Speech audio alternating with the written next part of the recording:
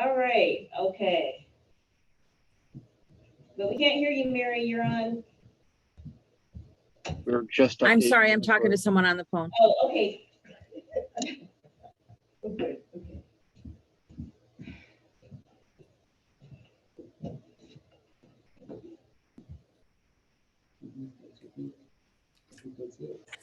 Is that everybody? Okay, so Bruno's here with me. I don't know if I'm going to keep this crooked. Why, maybe I will keep it crooked. We'll see what I.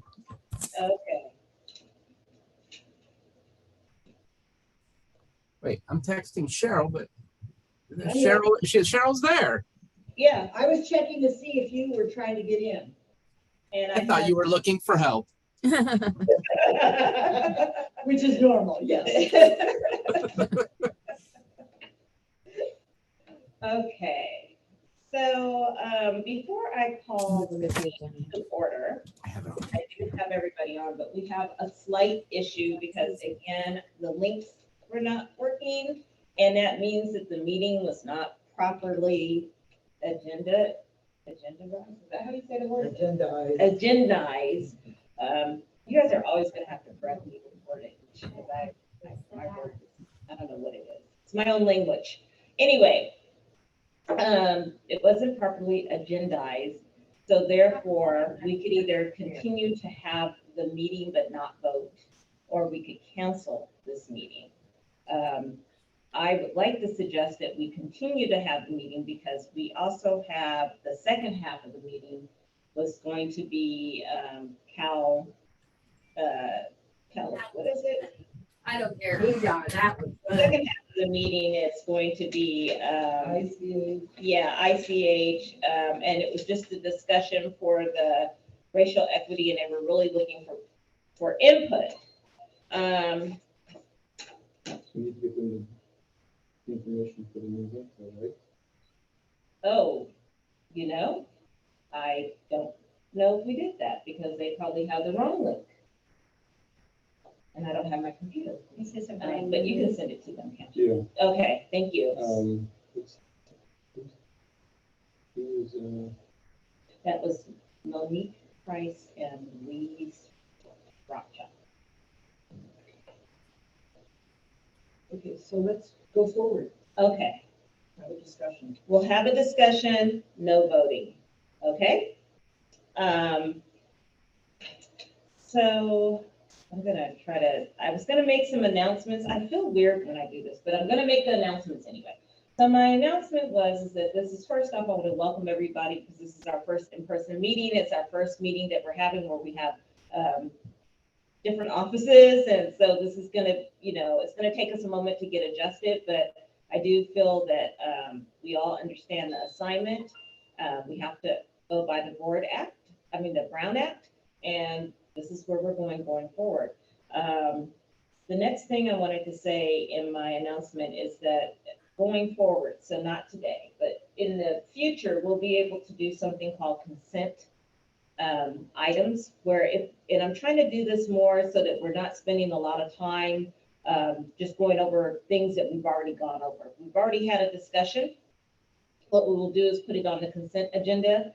And if we put it on the consent agenda, as a board member, you guys have the right to pull it if you don't want it to be done in that format, or if you wanted to have more discussion.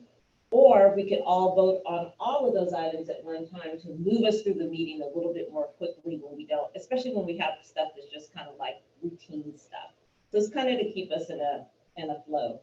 The other thing I wanted to remind everybody is that it's been really difficult for the last couple of meetings we've had. I feel like there's been just a struggle since I have been the chair. And a lot of it has been personality. I'm really on a goal to bring us back to the task, which is just to execute what we're here to do, which is just the continuum and to focus on getting people funded to do to alleviate homelessness in our county. I'm going to try to stop any of the direct chatter. And if you have an issue with somebody, reach out and talk to them, or we bring it to the administrative entity as an individual, but don't bring it to the meetings because it becomes too much. And I just want to stop it. I want to stop us and I want us to go forward and be in a positive way and really come and have solutions and move forward towards solutions.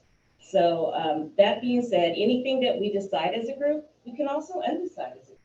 You know, it's a majority of a vote. So just because something is decided today doesn't mean that things can't change later. If we see there's a problem later, we have the flexibility to do that. And I encourage us to do it instead of us getting stuck in one mode or over one item. So I'm hoping that we can be nice to one another, even though most of the time we are. I'm really proud of that, but I just want us to continue and be able to move forward. So with that being said, I am going to call the meeting to order. I guess it's the order. Bruno, you might have to help us because I'm not real good in this area and you've been a chair before, so I'm kind of new. So I will look for you for some guidance on this. Keep going. Okay, good. Okay, so we're going to call the meeting to order. It is what time? 9:20 a.m. It's 2/16/23. And we have two locations. One of them, or we actually have three locations. We have Lake County Behavioral Health, we have Woodland Community College, and we also have the Harbor on Main. So we have three members that are several members of our executive board that is there. I'm going to go ahead and do a roll call, and if you just give me a few minutes to get to the roll call. First one is going to be Kim. Present. Carissa is absent, she's sick. Melissa is absent. She has family. Elise. I see her. I'm here. Okay. Todd is not here. Scott? Here. Point in time is vacant. Strategic planning is vacant. Interfaith is here and Deborah. Sorry, I can't see all these things. These little things are so little. It was HMIS committee that is vacant. Performance review committee chair is vacant. Committee selection, grants selection committee is Cheryl. Here. Mary Wilson. Here. Dolores. Here. Bruno. Here. And Michael Green, which is you guys alternate. All right, so that is, and myself here, Lori Crandall. So we have 4 absents. We have 1, 2, 3, and 4 vacants in our count here.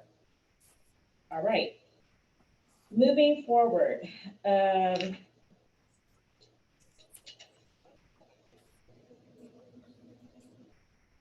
I'm going to call the meeting to order. We did the roll call. I did not read the vision statement, so let me read the vision statement.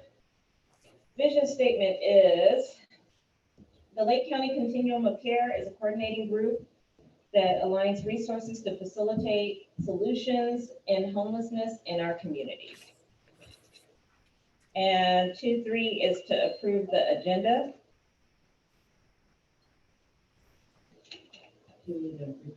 So moved. Okay, so moved. That was Bruno. Oh, Bruno. Cheryl. And a second from Cheryl. And so we will have a vote. Sorry, I'm used to having someone do the vote. Do we have to do a roll call? Do we need to do a roll call on all this? Okay, that's just the form. We could, Bruno, are we allowed to say all in favor, A? No. Not when we're virtual at Okay, this never moment in time. All right, so I'll go through again. Again, call for the vote. Kim? Yes. Okay. Actually, I think I'm supposed to do comments first and then vote, so I apologize. We're going to do comments first and then vote. Kim, any comments? No. Deborah, any comments? No, or strawberry. Cheryl, any comments? No. Mary, any comments? No. Dolores, any comments? No. Bruno, any comments? Yep. Okay, and for myself, the only comment that I have is that the Zoom link was incorrect, and so we'll need to make a correction afterwards. We'll go on to voting. Kim, Yes.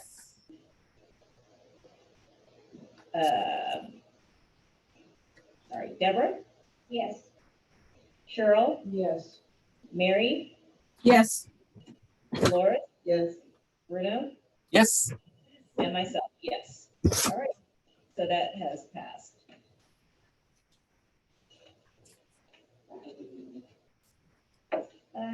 Next is approval of minutes of regular meetings held on January 19th, 2023.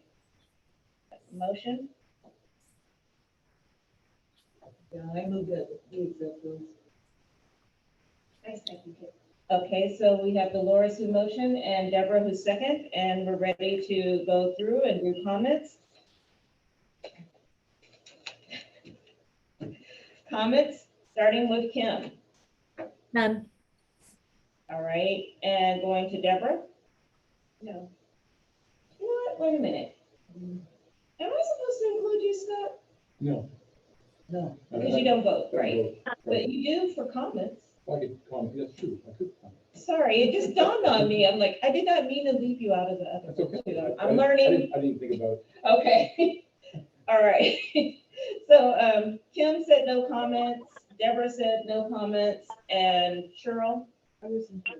Okay. No comments, wasn't here. Mary, No comments. Scott, No comment. Dolores, No comment. Bruno? None. Michael Green is, not here, and myself, no comments. So we will go ahead and make the, can I get a motion to approve? Yep, you already got it. Oh, that's right. Ah, this is so confusing. Okay, so voting now to approve the minutes. Kim, Yes. okay, sorry. Deborah, Yes. Cheryl, Yes. Mary, Yes. Dolores, Yes. Bruno, Yes. and myself, yes. So we have approved those minute meetings for January 19th, 2023. There is no closed session, so we'll move on from 3. There is no public comments. Oh, do we have public comments? I'm sorry, I'm going to take a moment for public comments. Madam Chair. Oh, I have 2 people, so I'm going to go with Bruno and then Deborah. I'm sorry. Yes. Two things real quick. Not sure if you skipped over 2.5 or if that's something we just pushed to the side, then we'll do the following meeting. But just a suggestion for expediency purposes, is it possible to just ask if anyone has a comment rather than having to go through each person? That way we can maybe move the meeting a little bit faster. We can. I'm okay with that. We don't really have a way, like it's not set in stone, so it Okay. doesn't matter. As long as it gets asked, I believe. Because if there's Okay. comments, that's really useful, but if there's no comments, it takes a long time to go through the whole roll. No problem. And is there a conflict of interest? That anybody notification for anybody? For me, it's gonna be on the last item of Sunrise, but we're not voting because it's not really a formal meeting. That's why I skipped it. I'm sorry. I should have said that. Could it be?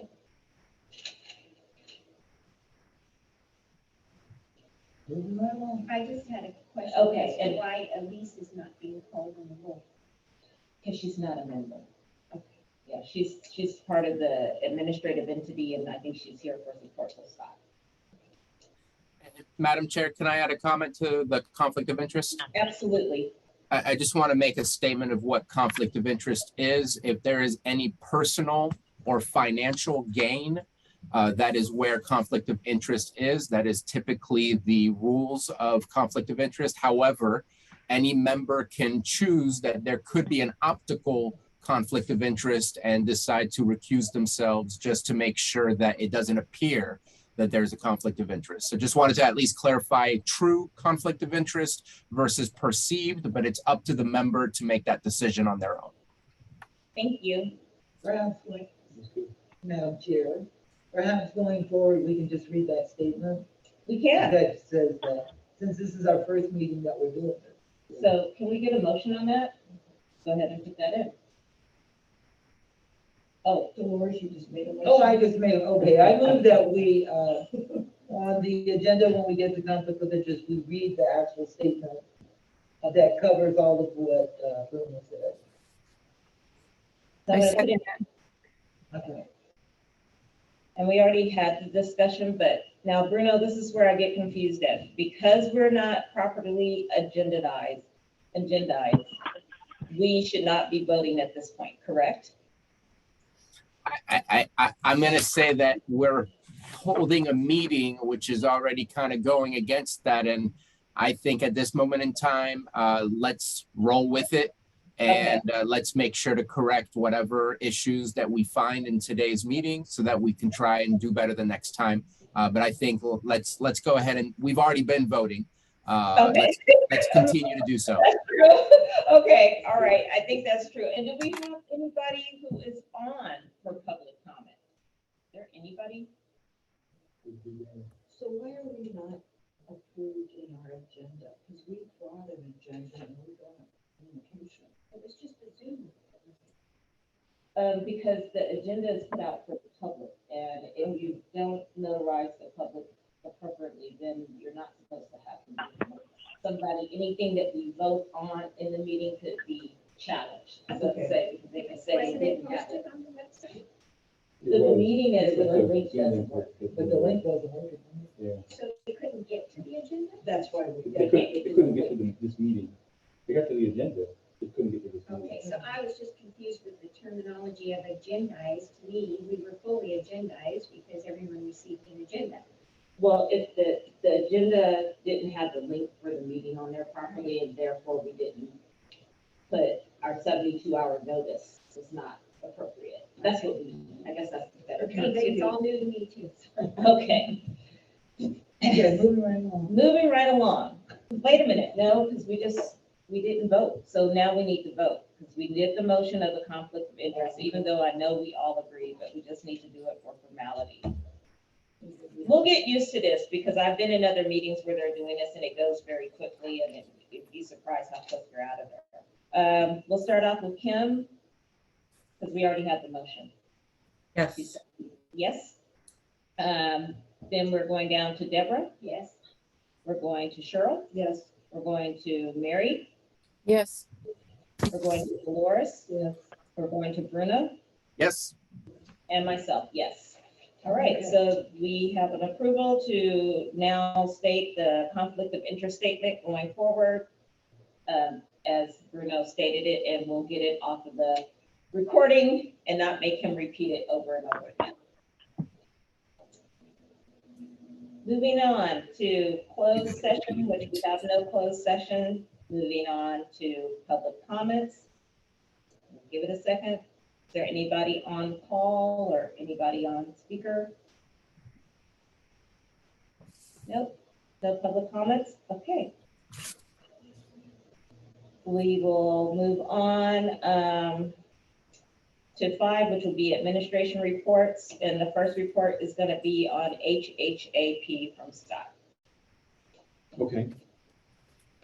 Show the screen here.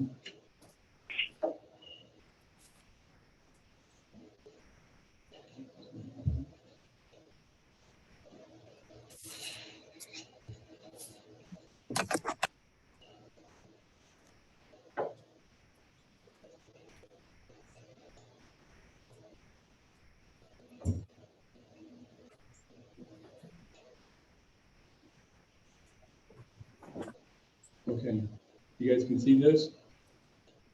Not yet. No? It says Scott has started screen sharing, but that's That's trying really hard to share. it is. But if you're showing us the packet that we received with the agenda, I think we should all have that in front of us, I think. Yeah. The tip I made last night. Just to kind of show, Okay, why don't you describe it instead? And maybe you could make it a little bit bigger for other people? yeah. Why doesn't it show? It's a big fat package, right? Let me try one more time and just start over. Is this what he's doing? That's what I'm thinking, but he said something about he updated it last night or something like that. No, it's not in the packet, yeah. I just made this to help discuss better. I'd say stop your sharing and try again. That's what it did. Still Sorry, nothing. the same result occurred. What's it doing actually? That's killing me. It's just a black screen that says Scott has started screen sharing. Okay, hang on a second. I've got an idea. I'm gonna run to the next room. I'll be right back. Okay, you're gonna try to do it from there and see if Yeah, it'll talk work. amongst yourselves. Why is it doing that? It changed. This changed. Technology is very frustrating. And y'all froze in that meeting too, or at least you're frozen on my screen. Oh, yeah. So it did- Sure. Changed Well, this. that's because he's on another, Yeah, he's gonna try from the other room. yeah, so he's trying to, we're really struggling over here. You're just- so- Oh, that's yours. It's like, There's cords everywhere. Oh, there's stuff all over. stop yanking your cord. It's a little bit easier to go back and. I'll just slap you with the manners. We don't have all of these different, like. You just hand out a piece of paper. Yay. Okay, this is what I want. This open here. So I'm not in. There we go. Yay. I have, But that's really different than I this. will make for you. Yeah, he said it wasn't in the packet. Oh, okay. So you can see that? Can everyone hear me? I see an Excel spreadsheet and I hear your voice. Okay, In So the Scott, go in the ahead main and- room? Can you guys hear me? we can hear you, but it's really, really tiny on the screen. We can't read it. It's getting better. It's getting better, but a little, yeah, like that's How's that?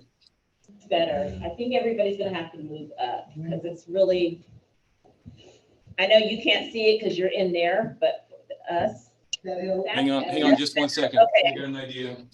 we're getting it. We're getting it. If you enlarge it just another smidgen, I think we'll be okay.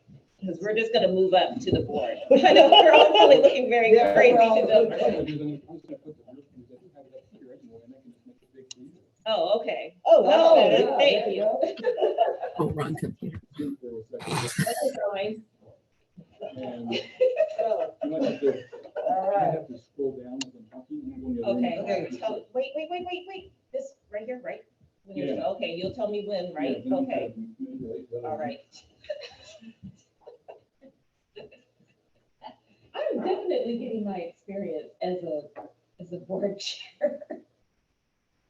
Well, you shouldn't be doing all of it. Modern technology. Okay. Okay. So thank you for your patience. Just kind of a recap. Last time I talked about the HHAP goals, and part of our application is we had to submit goals and what we said we were going to do.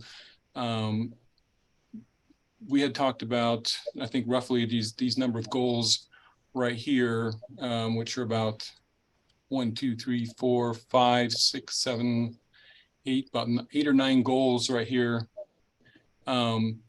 Generally, we talked about 10% differences, and the Board of Supervisors, challenged that to make it 15 and 20%, and we're going to be doing that until we found, which I reported last time, that there is a penalty if we do not reach the goals that we had set. The penalty would be we wouldn't be eligible for incentive payments toward the end of the grant. And so I was asked to create a chart like this, which would kind of demonstrate what it would look like at the different percentiles, the numbers that would go with that. So the first one, so what we did is the state, right on this first part, the column B, they gave us a baseline data, which is they took the data from what we had in HMIS, and they used that as our baseline. And what they did use is they used the counting year of 2020. So that's why, 227 right here matches in column F 227. They I'm sure didn't want to use 2021 or 2022 because of the pandemic, and some people were counting and some people weren't. And so they went with 2020. And so what we did is we expanded that to, actually, I think that they might, either way, it's here reported as the 2 prior years. And then we put in from our HMIS what it was in 2021 and 2022. And then the last one under column I is the overall change since 2018. And so you can see for the first one, annual estimate of people accessing services who are experiencing homelessness. So in 2020, we had quite a bit, as you can see, 227. And we were looking at, if we did the 10% of that, that'd be 22 people difference. So the proposed goal is we'd have 249 people seeking services. And then 15% is 261 people seeking services. 20% would be 271 people seeking services. What's interesting is actually when we, according to our data, in 2021, we had 181 people seeking services, and in 2022, 189 people seeking services. So I'm not sure why the number dropped right there. Like maybe the pandemic, but you'd think it'd be worse during the pandemic. But either way, the number actually dropped from the 2 previous years. And so, having a 10% increase might be a wiser decision compared, in light of our 2021 and 2022 data. For the next goal, we had 336 people that are estimated experiencing unsheltered homelessness. So this is, directly from our PIT count. And so we had 336, as you can see in the years. In addition to those, we have had a drop of people that are experiencing homelessness. We had put in 10%, so we're looking at a 33% drop, or 33 people drop, 303. 15% is 286, 20% is 270. And you can see our numbers looks like they're even greater than that, than the 10%, or even the 20%. Baseline data for annual estimate of number of people who became homeless for the first time. That's the key one, is the first time. As you look at the numbers across from 2018 to 2022, you can see that in that the key one was 2020, which is 97, but that went up considerably in 2021 and 2022, which is interesting, I guess, which differ from our numbers significantly of what we are looking at. So that's going to be a tough one to figure out, as far as what a goal for that is. Scott, can I ask a question?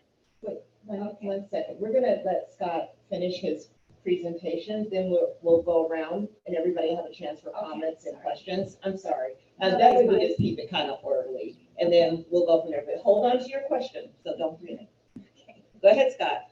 Okay.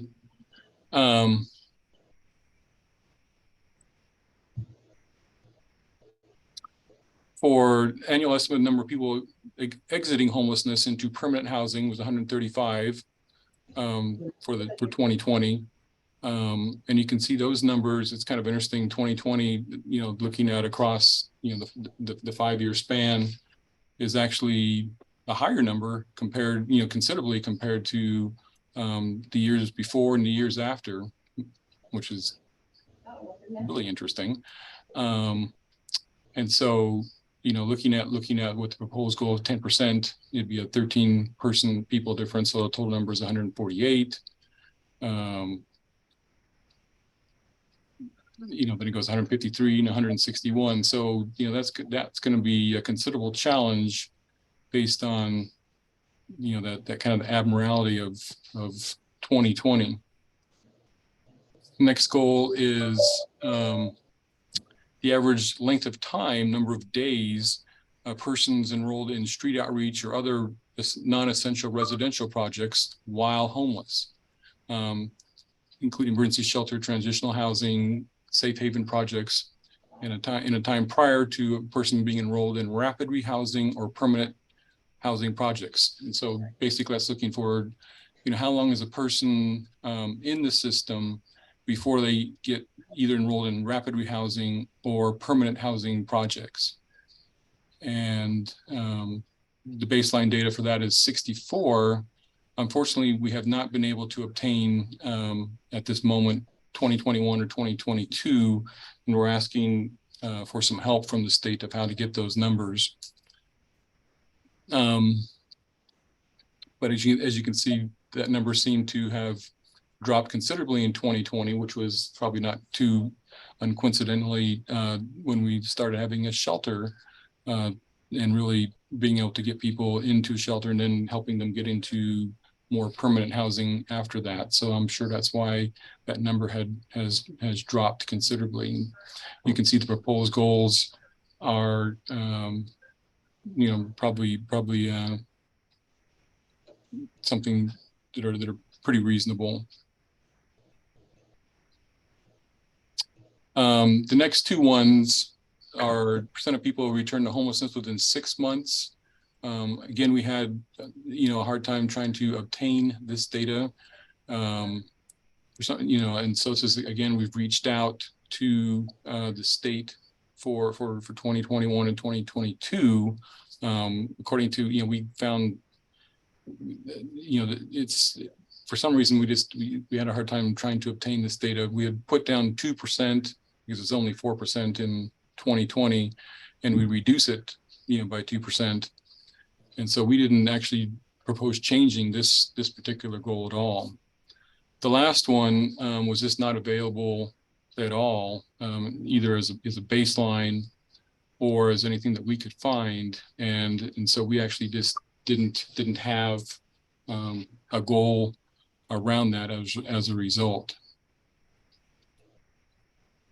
Okay. Now would be probably a good time for questions. Okay, great. I'm gonna lower this on the screen. And normally I would just go in order, but since Deborah spoke, I'm gonna let her ask the question first because I can't find my sheet anyway, so I've moved them all around. Scott, I'm gonna kind of assume that based on the wording of the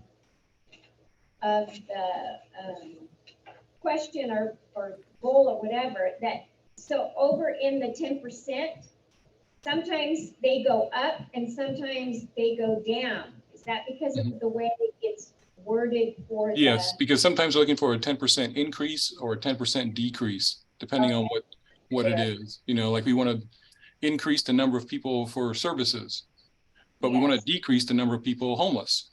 Right. So that's the major difference there. Thank you.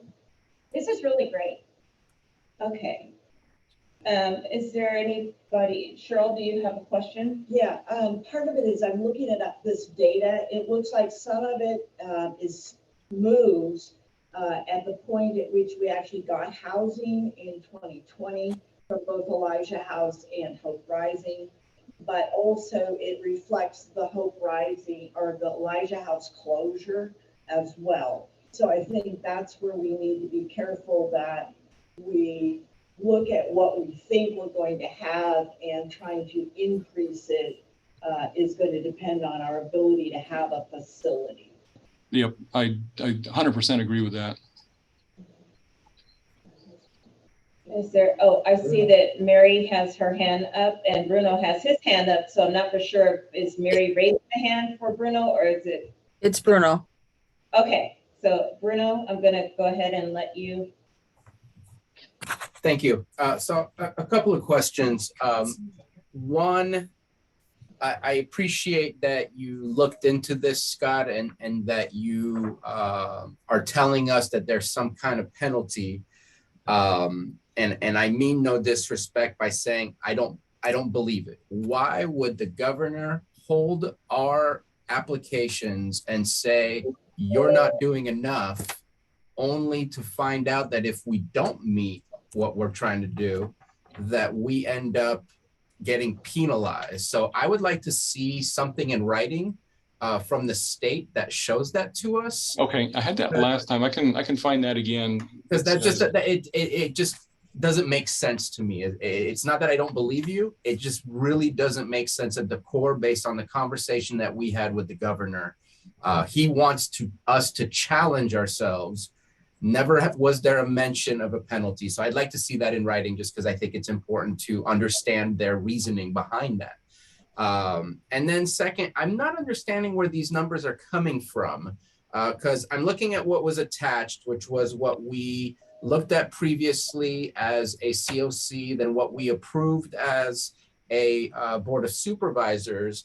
But like, for example, the first one is, I think the first one that shows 227 on the top of your screen is in line with goal 1A, which is reducing the number of persons experiencing homelessness. And then it says by the end of the performance, this many people accessing services who are experiencing homelessness annually. So am I looking at the same things here? Because the baseline data on what we have in our current packet, which I'm going to assume is what we've been looking at as a Board of Supervisor and as a COC in the past, says that the baseline data was 330 and 63, not 227. So I'm kind of curious, 1A? Where did these numbers come from and how do they compare to what's in our packet? Because they're completely different and I'm confused as to where these new numbers are coming from. Okay. Do you have that packet that was part of the agenda that was submitted to everybody? Let me pull it up. Hang on a second.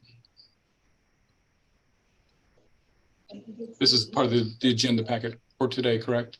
Yes. There was a meeting minutes, an agenda, and then the packet. Huh.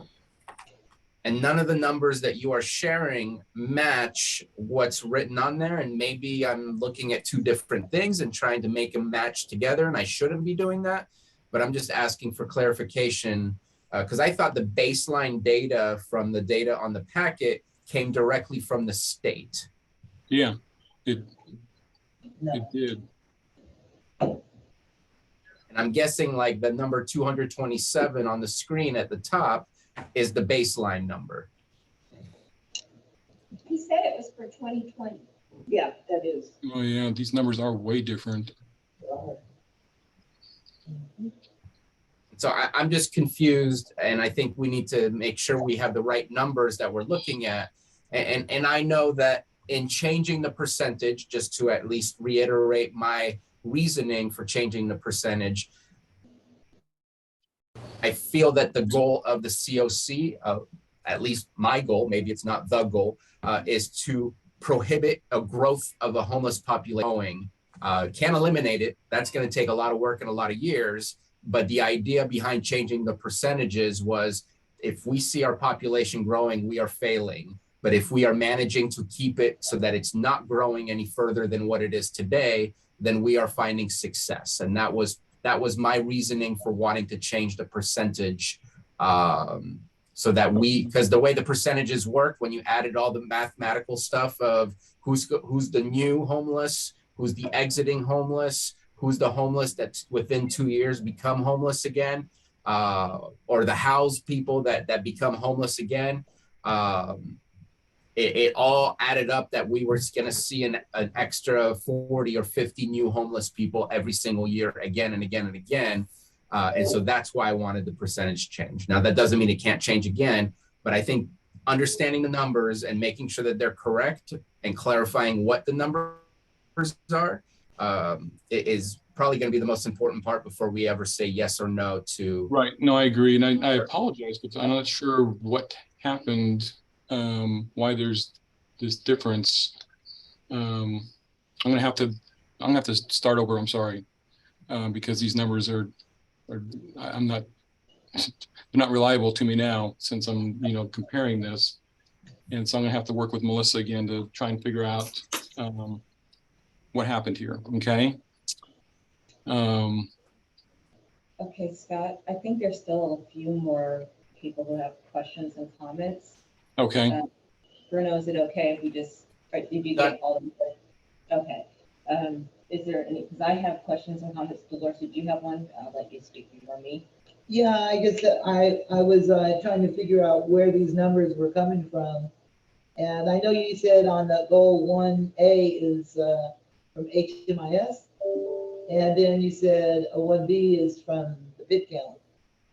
And then you didn't say where the rest of those numbers came from. So I was wondering. So yeah, they're numbers that they have, that the state has, they have it from our HMIS or our pit count, our pit count is also contained within our HMIS. We upload our HMIS to the state and to the federal government as well. And so that can be found in what's called HDIS. And so that's the numbers that the state took to create our baseline of 2020. I do not know why they don't match what I have on this chart here, though. So what you said was that all the rest of those numbers, except for item 1B, came from HMIS?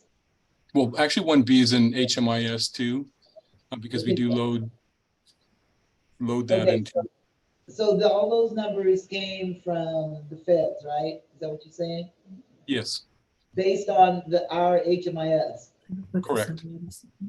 Okay, and so since then, have we got a little bit better in terms of the reliability of those numbers? Not on this chart that I have up here, but otherwise we do feel good about our numbers that are in there. We do? Yes. We think those numbers are good in HMIS? Yes. Okay, because we're verifying that all our providers is putting data in there, right? Right. Okay. Yeah, we do that all the time. I'll be there tomorrow too. Based on the reports that we have to make to HUD, we're constantly refining those numbers to make sure everything is entered in there, and if there's any errors, we contact providers to correct those errors. So that's just an ongoing process. Okay, last question. I think that document that you showed us last time regarding the penalty question, Mm-hmm. If I remember correctly, are you going to put it up? I was just looking for that again. There's a way to, there's a stipulation on there that talks about not meeting your goals. I believe it's right. Right. Yeah. So there's a way to communicate to them, okay, we're having problems meeting our goal. I'm trying to address what Bruno said. If you can cancel the job. I think that there's just a way for us to communicate that we're having issues. It's not a penalty. It's like saying, hey, we can't do this. Can we get some help or something like that? I believe I read that in the document that you posted last time.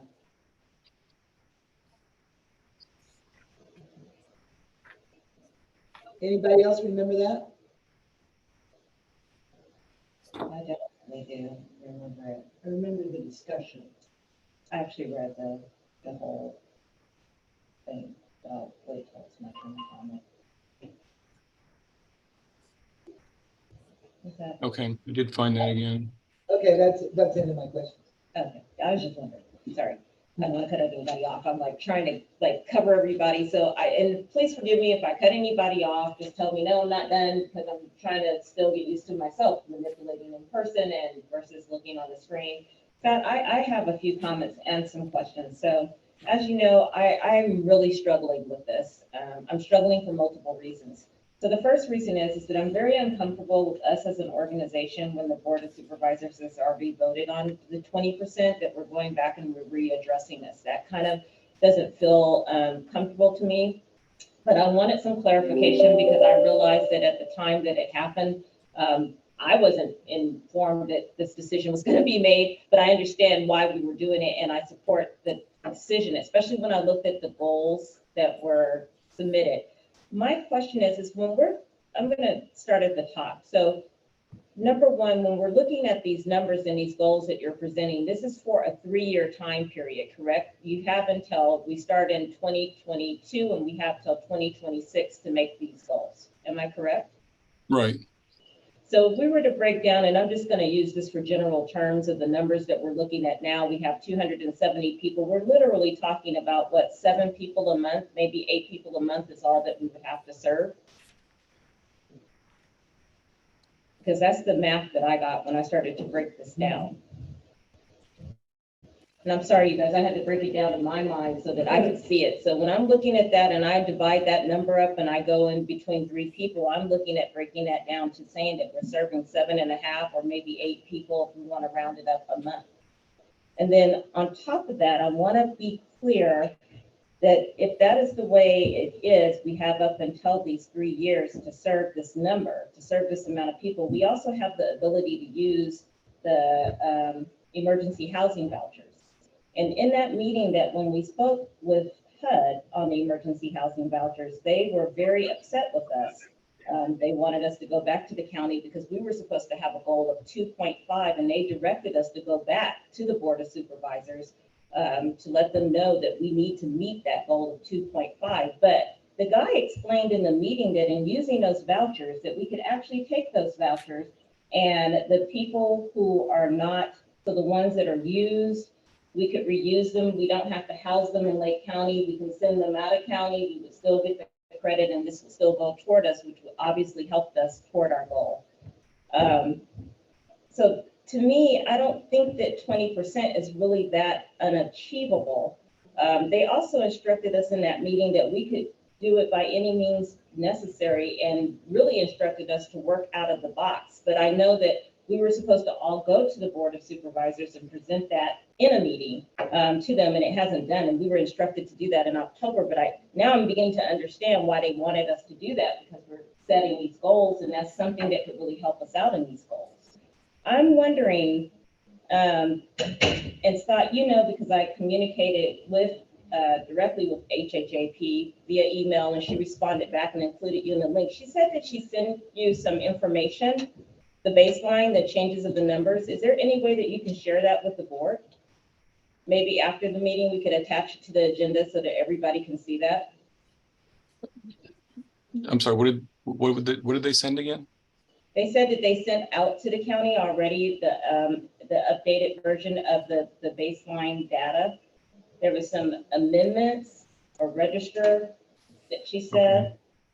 Because I think, and you don't have to post it in this meeting, but I think we should put it in the agenda and send it out to everybody else, because I think that that would help people in understanding how that's done. And I had to reach out to them because I'm really not good at math. I'm really not good. I can just do basics. But when I was looking at what originally was posted, what you originally posted, a lot of those percentages were 20 and 15%. So we're talking a difference of like 7.2 to 7.5 of a person, which is, we're not going to count a half person. We just count a whole person. So it's right. The difference between one person, 7 or 8, and 8 is a month is progressive, so to say, for us. But I think it's achievable. I just think that we may have to get together as a county and start really challenging ourselves on how we look at this and how we go out of the box. But I do think that it's important for our group to know that whatever goals we come up with, because we're a multi-jurisdictional county, that in our highest jurisdiction in our county would be the Board of Supervisors, is that they would have the ultimate say-so in what these goals are. We're not going to have a separate goal for the COC and a separate goal from the county. It's going to be one goal. Am I correct in saying that? Yes, we do should have one goal. Okay, so in the baseline data that they're presenting us, this was the logic for me. And the baseline data, what they're using to calculate these goals, no matter whether we do it or whether the county does it, you're going to have one set goal. The only difference is that the jurisdiction falls within the Board of Supervisors. And if the supervisors wants us to be a little bit progressive and say, we want you to do one more person a month, then that's their choice, and we just comply with that because it's just one more person. But if we need to, I know there's challenges with staffing, but we may need to say at the Board of Supervisors meeting that we haven't been able to meet all of these things when it comes to emergency housing vouchers, or we can't house 2.5 people a month, because I think they said at public housing they could only house one person a month.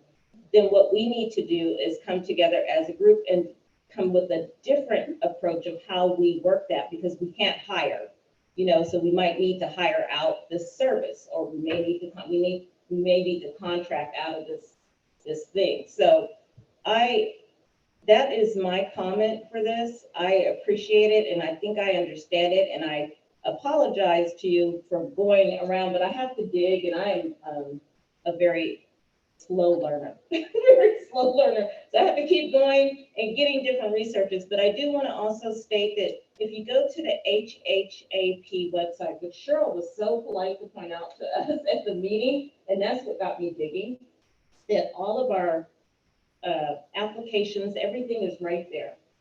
So it's well pointed out. I have Mary and I have Deborah that I need to recognize. And Mary, I think your hand came after Deborah. So if you just give me 1 second, I'm going to go to Deborah and then I'm going to go to Mary. And I just want to make sure those were all of my questions that I had about HHAP, except for to ask Scott if he would give those documents to us. And when is the date of this due? When is this due, Scott? Well, it's already past due, but I think we can still change them anyway. Based on further discussion and maybe challenging ourselves more. We will just submit new ones. Okay, because it was my understanding that because of the governor, that they actually sent out new allocations to us, and that's what the information you'll be sending back to us, and that we're going to redo it. Even though I know you did it with the application, because typically you would, but because of, like Bruno said, there was the governor stop, we had a new allocation. So there's not a new date for that, or is it just still in process? It's just a process. They didn't ask us to. We originally had like I said, the 10%. And we weren't asked to change that, or the state didn't challenge us on that. The only thing they asked was just a few clarifying questions of how we're going to do that. But they didn't, say that our proposed goal was out of line or anything like that, or unambitious enough. Okay. But it's, that discussion is just internal within our county of what we want to do. Okay. I think our county was included though on that goal sheet, but you know what? I think that the governor, I'm like Bruno on that one. The governor made it clear. He included our county. I think there was a meeting and he was not happy with anybody's goals. They invited all the counties. Yeah, and it's my understanding that that's why they did that information. That's why I want to see that information that came back from them, what they stated to all counties, because I think that was their discussion. I don't think it was like they were going to contact us individually, but I don't know. I'm going to go ahead and recognize Deborah, and then we're going to come to you, Mary. I'm sorry, Deborah. So am I correct in thinking that this goal of 8 people per month, let's say, right? That this grant money we've given to different people in which they have to keep that data, that all of that is going towards that goal, and that these people within their own grant projected a certain amount of people that they would help house, right? So Right. that all that goes to that goal. Yes, so we're Yes. saying that all the money that, yes, you're absolutely right, that all of the money, all of the organizations that, you know, we're saying that 8 people a month. Yeah, yes. Mary, go ahead. I have more of a comment. The first is, I don't think that our real problem with getting people housed has to do with the lack of personnel. I think we have housing navigators all over, and those like me that I'm not really a housing navigator, but I play one on campus. And the issue is not that we don't have enough people. We don't have enough housing. And that being said, Bruno reminded me, we have some units that are opening up soon, and I don't think I think whatever goals we set for ourselves should include those numbers of the new housing that is becoming available, and that we get that filled as quickly as possible with the cases that are fit those units the best. And then I think Bruno has a comment as well. That's what I was gonna say. I see him behind you, and I was gonna recognize Bruno. So I think there's multiple units that are gonna be open, available both in Clear Lake, and then there's a Collier Avenue that's gonna be started real soon over in the Nice area. And so I think that there's some opportunities that are coming down the pike. As far as personnel goes, I think that's more, and please, Madam Chair, please correct me if I'm wrong, but I think that's more aimed at the emergency vouchers and the amount of work that goes into producing those and providing those. But I also wanted to, I forget what my last comment was, but I'll stick to that. It's okay, Bruno, and I recognize that, and I do believe that I've gotten that feedback from multiple areas, so I'm not gonna say it's just recognized to just the emergency housing voucher. So that's why I said it like that. It's just real. But I'm gonna recognize Cheryl. Okay, and my request is that we take a step back and look at what we have done. We have had no performance reviews that I have been able to see. And I would like us, we've been requested, we have been told we can get HMIS reports. I would like those reports going back to a point in time when we had requested them. We were told they were going to be an HMIS. I had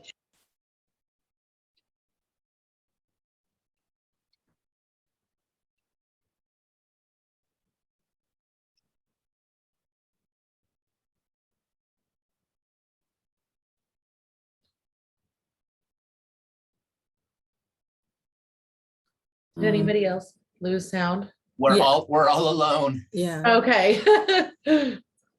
Scott, are you there? We've lost Lucerne. It's the hub. The mothership is down. Well, that was real weird. You're in that same office, aren't you, Elise? Oh, I'm homesick today. Oh no, I'm sorry. That's what you get when you have kids. What can I say? Yeah. Well, I see you I'm haven't- gonna text Scott. Please. I see you have a nice little wardrobe behind you there, Kimberly. yeah, I was jealous. Oh, yeah, it's part of our prom project stuff too. So they're not especially warm necessarily, but there are, or prom project, interview, all Yeah, those it things. looked- You should see looked what's like happening out interview there. stuff. What was that, Bruno? It looked like interview stuff. Yeah, you should see what's happening out in our main space. We have a lot of dresses. Actually, we've had a huge surge in the last couple weeks because there's been father-daughter dances and Right. winter formals and stuff. So we had groups just coming in. It was awesome. Did I just hear Scott? Yeah, I'm sorry. For some reason, the camera audio thing cut out. That's okay. So We we're noticed. still here. I had to walk over to my office to let you know that. Well, Let's see. everybody has to follow you to your office. How big is your office? Can they all fit in there? Comfortably. Hang on a second. I'm going to try and take my camera down there and see if that'll work. Okay. Lose me. Kim, when are you guys doing the queer prom? We are hoping early June. That is our goal. We just actually learned that we received an additional $3,000 in donation funding. So we'll be able to add that to the mini grant, MHSA mini grant. So we're so excited. We have had huge response, and we even have like Middletown students who are Zooming in and joining in on the planning. We're really excited. Oh, What is this? It is our first queer prom for Lake County for youth.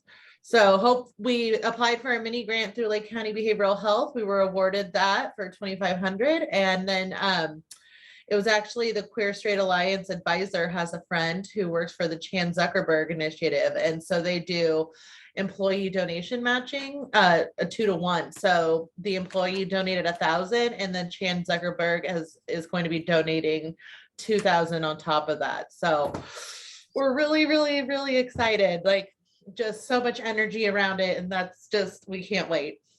Oh, I think that's awesome, but I don't envy you on the potential of emails you might receive. Fair enough. Fair enough. Do you mean in And not so kind ones. Yeah, we are aware of that potential ability. And we're trying to think of, like, since we do have a little bit more in budget, is there like a security option we should look to? You know, our sister program in Ukiah held a queer prom for the first time last year, and it went really, really well and didn't have a lot of backlash. But I know the more it gets around and Yeah. No, talk about it, there might be. I don't know if you're aware, but my wife is a principal over at Middletown Middle School. I had no idea just how bigoted Middletown could possibly be. So that's why when you said Middletown, I was like, I think we're back. Ooh, they made it. Yes. so best of luck. That's awesome. Thank you. Okay, can you guys hear us now? This is a different angle. Yeah. It is a different angle. So hold on just 1 second. We're just gonna see if we can get everybody on the screen. At this. Yeah, we all are there. Okay, no, we're missing 2 people because Oh. Monique and Louise Yeah, had joined us, and I lost them some kind of way. Just hit that arrow Hang on. up there, they're there. Yeah, Okay. I need to just put it in gallery view. There we go. All right, there we go. Okay. Okay, All right. so at this point in the meeting, I'm gonna, I think we finished. I didn't get my comments. Oh, in there. never Okay, mind. so- Let me, I'm gonna let Cheryl finish her comments. Yeah. And then after that, we're gonna stop for a second and switch into our Agenda. agenda and go Okay, down next to forward. the discussion Yes. item. Okay, I'm just Sorry. wanting to propose something that would help us better understand the numbers. Because I have not seen anything in performance review that identifies these numbers. I'm not seeing, from 2018, we've given a lot of money out. We should be able to go to HMIS and identify what those numbers are from those years going forward. That's where the data starts. Let's do that. That would give us 2 things. It would show us what we have been doing, what those numbers look like. It would give us an opportunity to thank those providers who participated with us and encourage them to add to grants. It would also allow us going forward on grant applications to have that information in advance, which is what we would like to vet them. So that would be something I would recommend to further support our comfort level, my comfort level in what we have been doing and what we can project to do based on our own numbers. So, Can I address that? yes. Okay, so, I've heard that before. Yep. Actually, we talked about that numerous times. So one of the things I'm working with Melissa on is we want to post this, what you're talking about, online, right on the website, so that anyone can access it whenever they want. And what it'll resemble, I don't know if you can remember, I don't have an example in front of me, but we had, Melissa had created a sheet with data, for performance review, with data across the whole line of it, everything from the number of people served, some things like, how many people found permanent housing, it was Yes. kind of a report that they use for performance review that's mostly filled out from HMIS. And, there was some other stuff that the provider also filled out, but most of it was from HMIS. And so we want to take that portion that's just from HMIS and put that on the webpage. I'd like to see it before maybe it goes on the webpage. And it will have what it is. Well, I mean, you've seen it before, but what it has, it'll be broken down by program. So you can look at, the different programs per grant, and see how they're doing, what they've reported, for that grant and for that project that they're doing for that grant.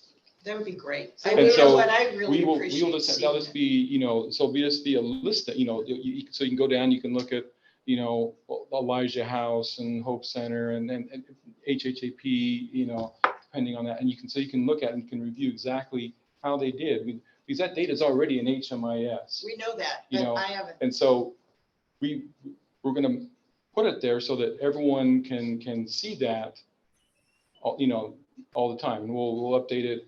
I think we've decided how often we'll update it, quarterly or something like that.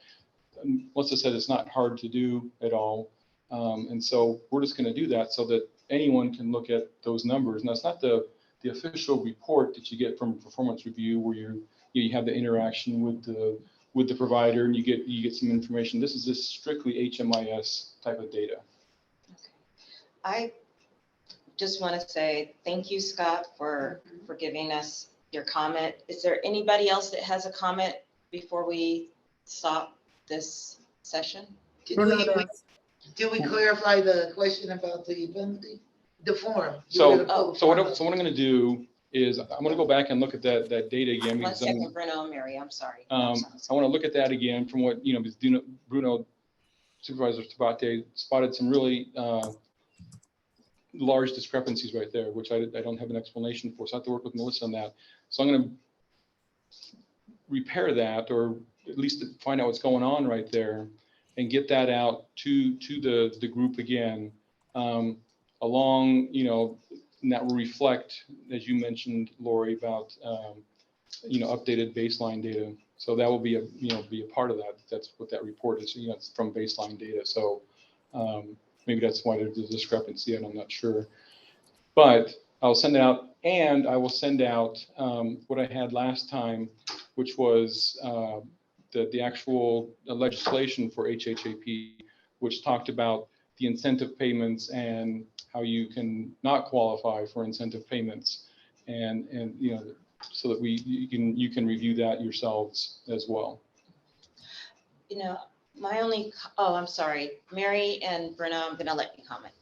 And then, what I'm going to suggest, because we have Monique and Louise, and we need to spend about at least 40 minutes with them, or it could go longer, it could go shorter. But after that, we can pick up the agenda of where we're at and keep going, so that we're not holding them up and that we get their questions answered. So Bruno and Mary, did you want to do that before, or did you want to do that after? It's a quick comment. Appreciate what Scott's offering to bring back. I think that's necessary, but in follow up to what Cheryl said, I think we need to look at, and I think it can be legal, and those are my favorite things where it might be on the line, but put in every contract that your final payment, your final reimbursement will not be given to you until you provide us the reporting and performance review documentation that we require from you. Because if I get paid, then I really don't care to follow the rest of the contract. I got paid. But if I have to actually follow up on the specific stipulations within the contract in order to get my final payment, I think that will help to ensure we don't accidentally fall into a trap of not collecting the data that we need. So it is very specific in the contract that they have to put in, data in HMIS to have, was it 5 days, 3 days, something like that, to get it in HMIS. And so, if they're not doing that, that's a breach of contract right there, just because it's in the contract.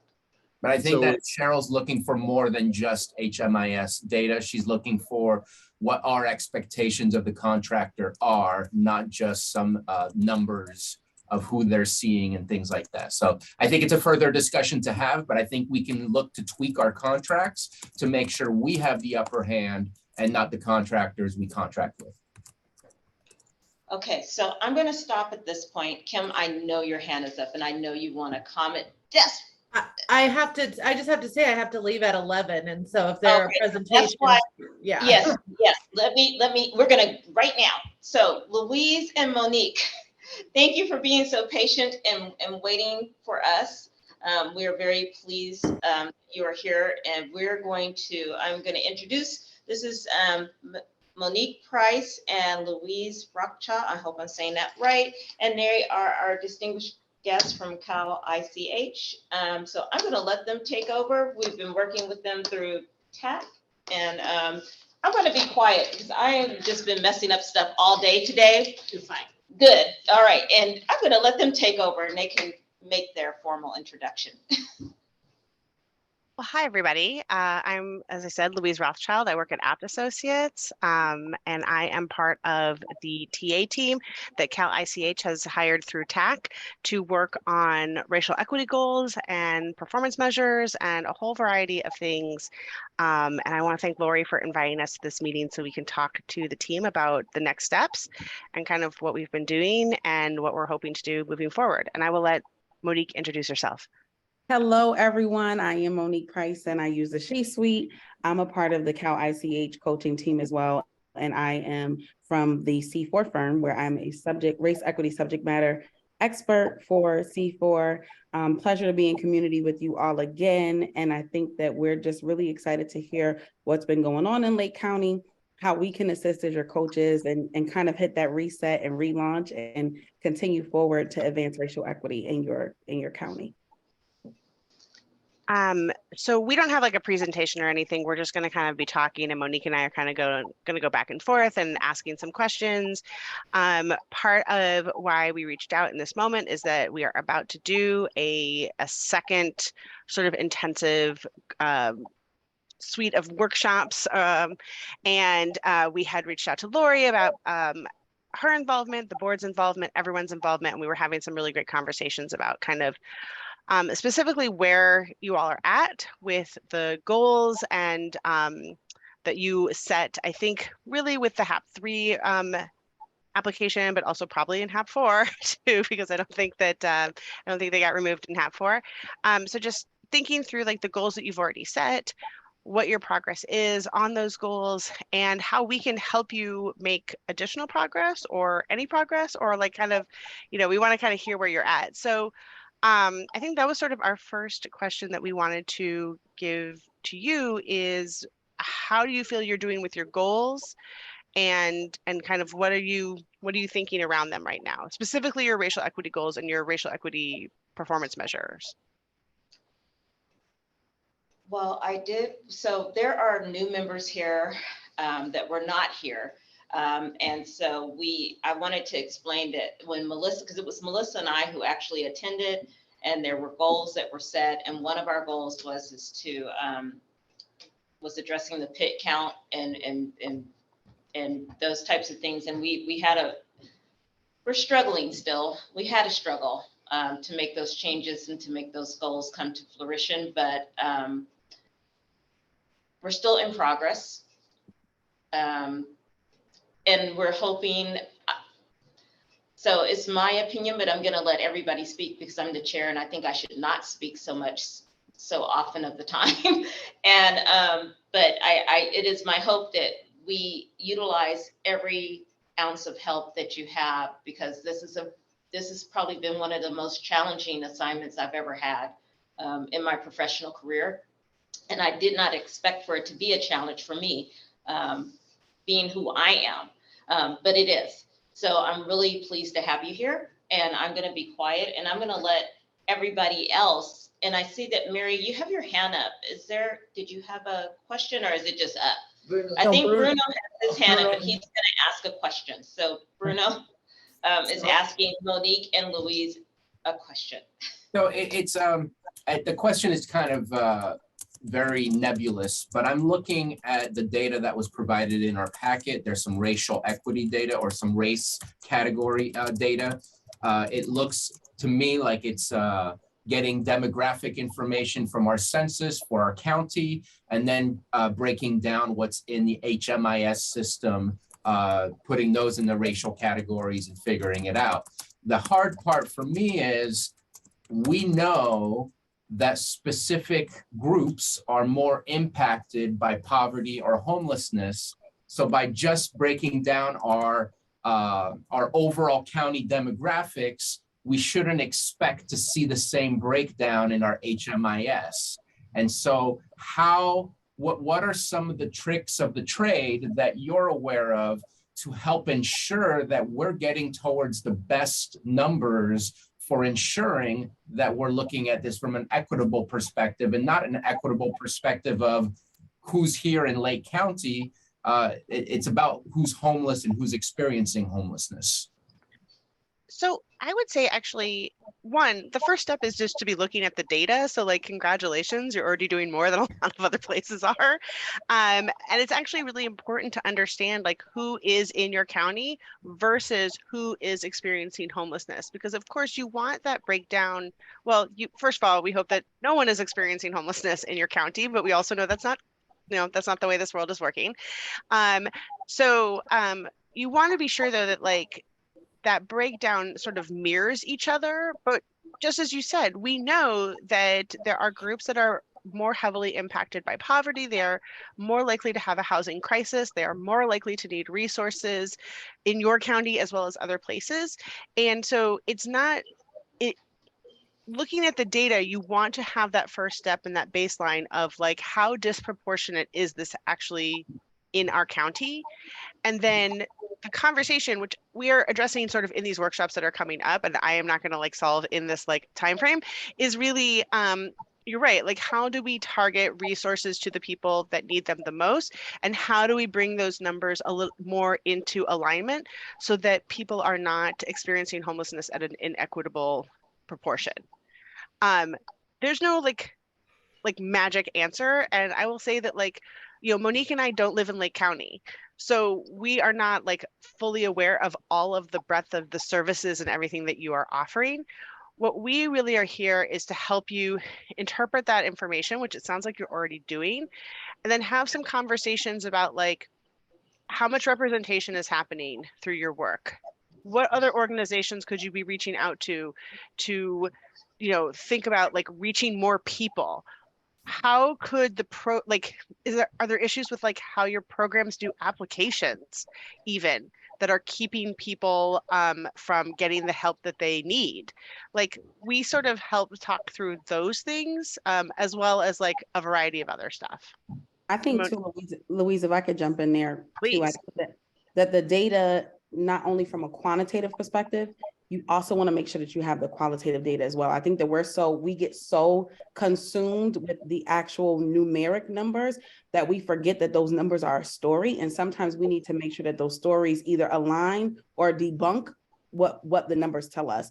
And so doing the qualitative piece of that by conducting listening sessions, if you haven't done that already, and doing some interviews with folks who are actually utilizing your system, I think that it will actually help you kind of give that broader bandwidth of like, we're not looking at the data from one lens, but we're looking at this quantitative data and the qualitative data, because it's not an either or, it's a both and. And so that's something I think that even if you all need guidance around, or you're like, hey, we haven't really done listening sessions, we don't even know how to do them, that as coaches, we can help bring into some of our sessions with you. But we just wanted to kind of, and I thank you for raising that, the question, Bruno, or the comment, around like what the data is telling us, because there isn't a one size fit all, right? Every community, every county is in a different space, but you have to look at the data from every single perspective to really see who is missing, what are we missing, and not just take it for face value. We know numbers can be skewed. It depends on who's taking the assessment. I may be, Bruno, I may sit with you and give you the tell-all, or somebody else may say, you know what, I'm gonna sit with Louise. I really don't trust her. She doesn't look like me. She's not personable. I'm not gonna disclose everything to her. So how are we, and I'm using that as an example, but I think that it's really something that is practical when someone who is in a crisis, they're looking for someone that they can relate to. And we can't discredit or discount that as we think through what the data is telling us. I would also say that we also know that, like, you guys were already having an earlier conversation about, like, queer proms, and like that there were issues at one of the schools that was trying to have something. Like, we recognize that, like, it's not just you who's doing this work in the community, that there's like larger community conversations that are happening, and there's a whole bunch of other stuff going on. And so, like, just like Monique said, like, it can't be one size fits all over. Otherwise, like, we would have just handed you guys a document and said, please check off the stuff that you've done.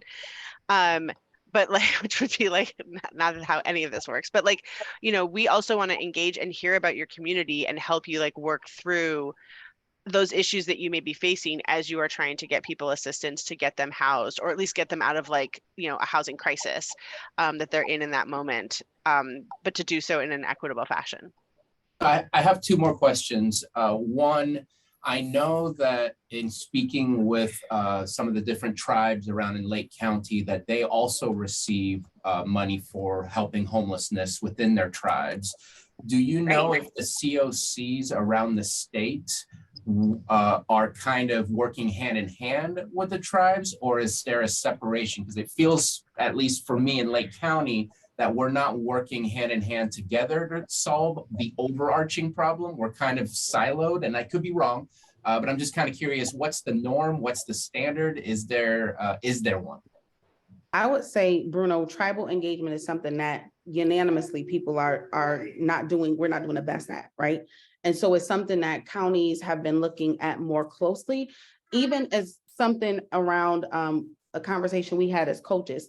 Think about this, just this simple concept of what you value as a home and how tribal nations look at home, the difference in how we view homes, right? And so I think that there's a lot of cultural differences, which as coaches, we're even thinking about how we bring that into this, because if you do desire to have that tribal engagement, what does it look like? Who do you need to connect with?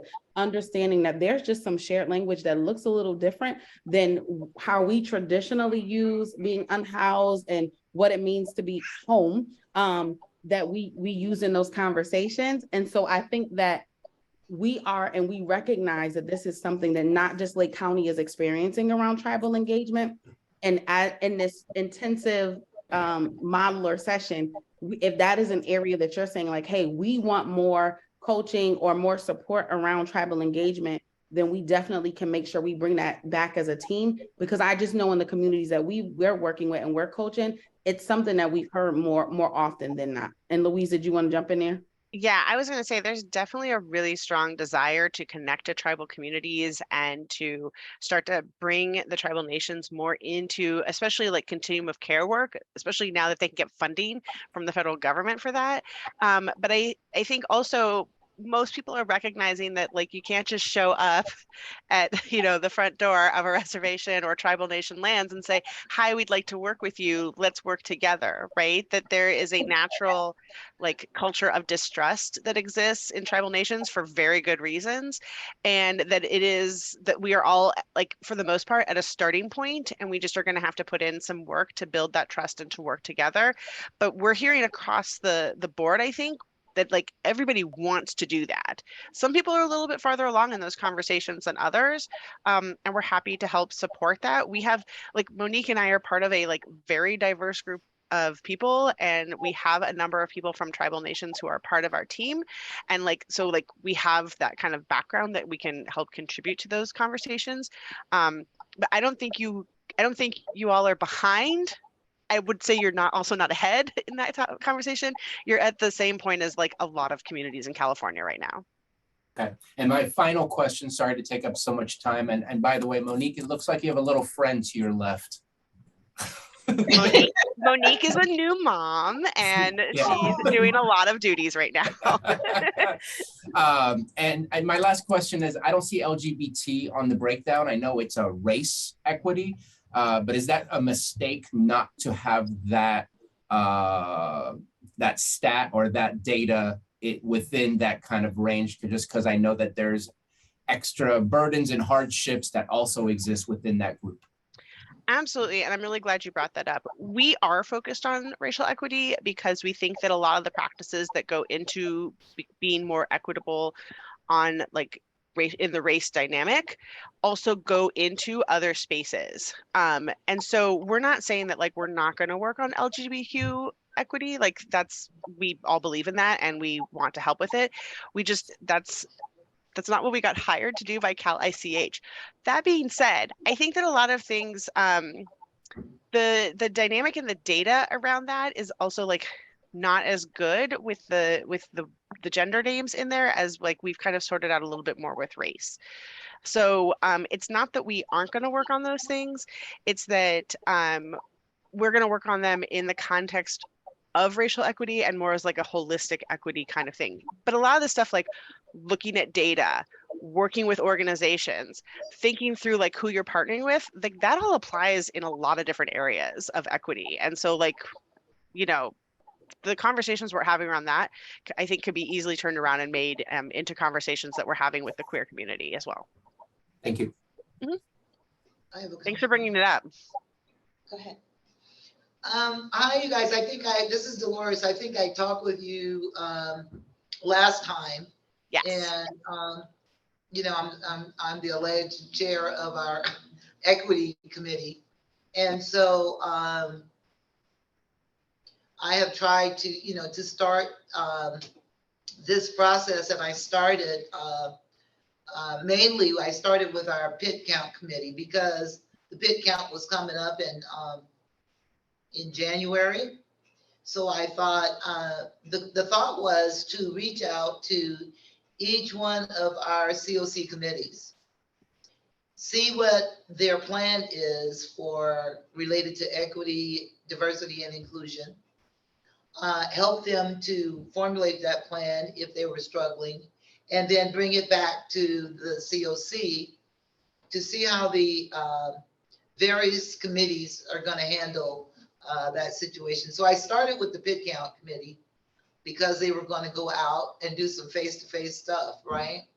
And so exactly what you talked about is what I talked about with them. Yeah, there's not only racial differences, but there are cultural differences that need to be addressed before you go out with your little clipboard. Some folks aren't going to talk to you at all, you know, and some people will get your goodie bag and tell you anything. So there was a conversation about that. Also to address what Bruno was talking about with the LGBTQ population, Bruno, even like in the shelter, my question was, how are we going to arrange the bathroom situation? How will people be attending the bathrooms in a shelter situation if you have a gender change, if you're identifying as whatever? What's the bathroom situation? Who's the, you know, how do people handle that? But it turned out that really there has not been any conversation, but I think there should be. So I think that every single committee that is involved in the continuum has a role to play. We had a question from the coordinated entry committee about using that BIPOC term and Black, Indigenous, people of color. Mm-hmm. And so we brought that to the committee. Our committee decided we don't want to use that. We want people to be called whatever they are, okay, and be culturally appropriate and not use the acronym, not only in the coordinated entry policies, but for any documents at the continuum. So I think that, each area, people may not understand. Their committee needs to understand the impact that they have on diversity, inclusion, and equity. And I think that's a disconnect here, is that they don't really see how they relate to that, And perhaps. I think, thank you, Dolores, for sharing that too. And I wonder, it just makes me think about, and I'm posing this to the entire group that we have with us. What do you really see are the challenges that you all are facing in advancing racial equity, and where really would you need additional support from us? Go ahead, Cheryl. Okay, I'm Cheryl Lawman. I'm the Grants Committee Chair, and I work with Dolores. She's quite an educator, and I've learned from her over many years. I've done a couple of things, but I know that I need to do more. So our major minority group, other than the Native side, is Hispanic.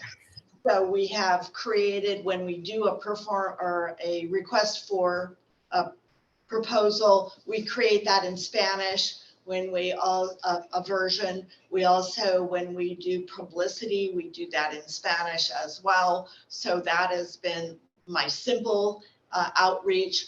But my personal view of that is that that community is pretty tight. And so I'm trying to better find a way to reach out in different ways to get them on board. So anything I want to call easy, because, it's a matter of how do we make it. And I do need to go back through what is posted on the website under my committee. I post all documents. They're not all in Spanish, but maybe look at a couple of key documents. So we've created something for first time providers, for them to go through a 1, 2, 3, what does it take? Because you don't have a history within the continuum. So we've reached out there, and I can make those documents Spanish. That's pretty easy. So that's kind of some of it, but I still have how do we reach out to this large minority group within our county that I think we're not serving as well as we could. I mean, maybe culturally they feel like they don't need it. They're concerned about it. How does that look? And do you have anything that could help me that next direction I need to take? Sure. So I think like any group in a community, you want to think about well, where do people gather? Where do people spend their time? Do I have a relationship with those organizations? So thinking through who's providing services in that community, because you're right, a lot of these communities, they are tight and they are providing their own services, and maybe they could use some more money. Most people wouldn't say no to that, but they aren't really sure of how to do that and how to get it and how to be brought in. And sometimes the conversation just needs to be who's also doing this work, and who are the leaders in that community, and how do I start to build a relationship with them so that we can start partnering on doing this work together. So I mean, those are sort of the questions I would start asking myself. I mean, I would think there's probably some local groups, maybe the church, some other spaces, even thinking through who where do they go? Do they have a grocery store where you could put stuff up? what kind of is the community? This is the time to get creative then and kind of go out of the box. But that's sort of our idea. But I also want to say that part of why we're here today is to kind of also see okay, so you were interested in doing outreach to other communities in your county to help expand services and be sure that they're getting better services. That is actually important for us to know, because sort of as we said, we have So we have sent emails out about a number of the workshops that we have coming up. And I want to just stress that they are free. Like Cal ICH is that's part of our contract to do these. And I believe we sent them to Lori, but also like anybody can join them. So I want to like kind of open up that invitation to everyone and kind of say like, if you are interested in doing more of this work and in joining in the work, like please join these workshops with us. We are not really limited. So Yeah, and I've been to a couple of your workshops. Okay. So that has helped. Okay, great. Outside of that, I mean, sorry, I didn't want to. I'm sorry, Louise.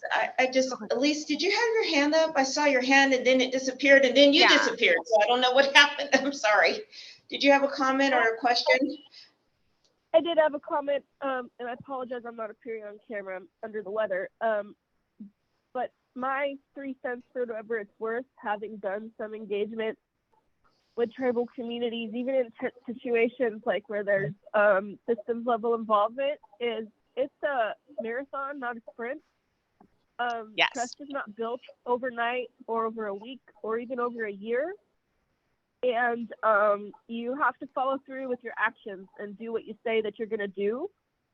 And that's probably my biggest takeaways from working with that population. I do also have knowledge, you know, I've heard a lot from Big Valley because they have a pretty robust, like their own social services department, and they would love to be outreach to. I'm not so much in contact with other tribes, but I know that a lot of desire is there because they need help, and they know that they need help, and they know that they're better with help. And so I just want to throw that out there, that if that's something we want to connect to, I'm happy to facilitate that. Thank you. Awesome. You know, one of the things I would like to comment too, so I feel like that there's a couple of things that I would like to see, or that I feel like we need to do before we start this outreach. First off, we need help because we don't know how to outreach. I think we do it all in our day-to-day lives, and we do it all in our tasks. Like Kim is an excellent outreacher. I do outreach. We're boots on the ground, but when we're trying to tackle this subject, we're all having a struggle. Trying to bring it together. We have experts, but we need an expert, like a trainer, to lead the trainers because it's really a struggle. And one of the struggles that I have is that when I look at our website, and I know that we have had really passionate conversations around this, but our language in our bylaws, our language in some of our rules, we have up there that we are not representing, or that we wouldn't represent a certain population unless it got to here and things like that. And we talked about changing it, but I think that we need to make those changes. We need to go in there and correct that, because as we're going up to a population, if I'm going up to, you know, my tribe, or I'm going up to speak to my husband's tribe, or I'm going up to speak to a different population, and I say I'm inclusive, but then they go on the website and they see this information that's posted that doesn't look inclusive, they're gonna question what the truth is. And so I think we need help in, like, how do we do this? How do we organize it? And we need your assistance to come in with either organizing a group, and I think it really needs to come too from our administrative entity, because we really rely heavily, like our MOU, everything comes from behavioral health. So we need behavioral health to participate in this with us. It's not just a COC project, but we need Todd, and we need Scott, and we need Melissa, and we need Elise, because these are the people that us as a board depend on to do the work. And then they need, you know, we are depending on someone to bring us back this information. And I think that becomes a challenge because we're expecting one thing, but it's not being put out there. So that's something I just wanted to mention. And I think that was Dolores speaking, and I think that No, it was Lori. Oh, it was Lori. Okay, good. I couldn't. Sorry. I know you can't really see it. I just realized you can't really see us in the camera. I'm sorry. Here, I'll wave my hand. I don't know. Can you even see? Can you? No, now I can see. Now we can see you, Lori. Okay, all right. It was Lori. That's me. So I want to say this, and I think that Lori brings up a good thing, right? Like, you want to make sure as you're developing this core team or relaunching your core team that it is inclusive. And so some of the things that we are going to challenge you all with, and And by all means, you don't have to have them completely set up by the time of our relaunch session next week. It may be something that we spend time with, but that group of people that you mentioned, Lori, is a group that you all want to go along this process with you, because you want to think about who is missing from your core team that has impact, influence. Do you have lived experience on your team? And it may mean, because we're relaunching and resetting, in a sense, that we need to develop a new team. But what we are asking you all is to make the commitment to do it, because you cannot do it in a silo. This work cannot continue if you don't have that team developed, to make sure that you're holding yourselves accountable, you're holding your coaching team, holding us accountable to help move this work forward. And so when you think about what that composition of the team should look like, most teams have like 5 to 7 people. All teams don't have lived experience, I'm gonna say yet, because it is an aspiration, but you wanna make sure your COC leader is there, that you have the data person at the table. So then that way, as you begin to have these questions and we're having these meetings, they're already at the table to have the conversation, and they can pull the information that you need to really focus on that. And so I wanted to kind of take that space, because Lori did such a great segue at talking about the significance of the core team development, and also attendance, like making sure that you show up for the meetings that we have, and then understanding that there will be work that is required in between. So maybe the first meeting when we get our core team together and you all meet with Louise and I, we just set a regular set meeting cadence with us, but also you all think about when you will get together. So then those things are set from the beginning and you know what is expected. It is, we will have bi-weekly office hours like we offered before. So asking you to show up for those, if it's a topic that you want to dig deeper on, because there was such rich peer learning that happened from community to community when we did the first phase of the Cal ICH work. And so you don't want to miss out on that. We know that sometimes life gets in the way, capacity gets in the way, but somebody needs to show up so that at least you can bring that information back. And then the biggest thing is making the commitment to advance your racial equity, social justice implementation projects, and we'll be working with you. So you're not on this island or going on this journey alone, but I heard Elise say that it's not about something quick and fast, even when engaging with tribal communities. You want to run the race and have a steady pace at it. And so I think the other piece that I'm thinking about or thinking through around this is just really making sure that you're actively engaging, because you don't use the term BIPOC, actively engaging people of color in the process and decision-making, whether that is your Latinx community, and making sure that they are fully engaged in what you have to say. And that may mean we may need to think about interpreters, but I think that you all are headed in the right direction as you're thinking about this. And we just want you to make sure that you're thinking about that core team development as we are going to go on this journey from February to December together, and just making that commitment to really show up. Did I miss anything, Louise? No, I just, again, please, we want the team to be as diverse as possible for like what is working in your community. And if that means that like it includes people from behavioral health as well as the COC team, like we want that. We want that. We're not limiting you in that situation. So, we hope that like, I know we're kind of almost to time, at least for me, I have to jump to another call, but, we're also always available by email. If we set up office hours and those don't work for you, like let us know. We will plan other time.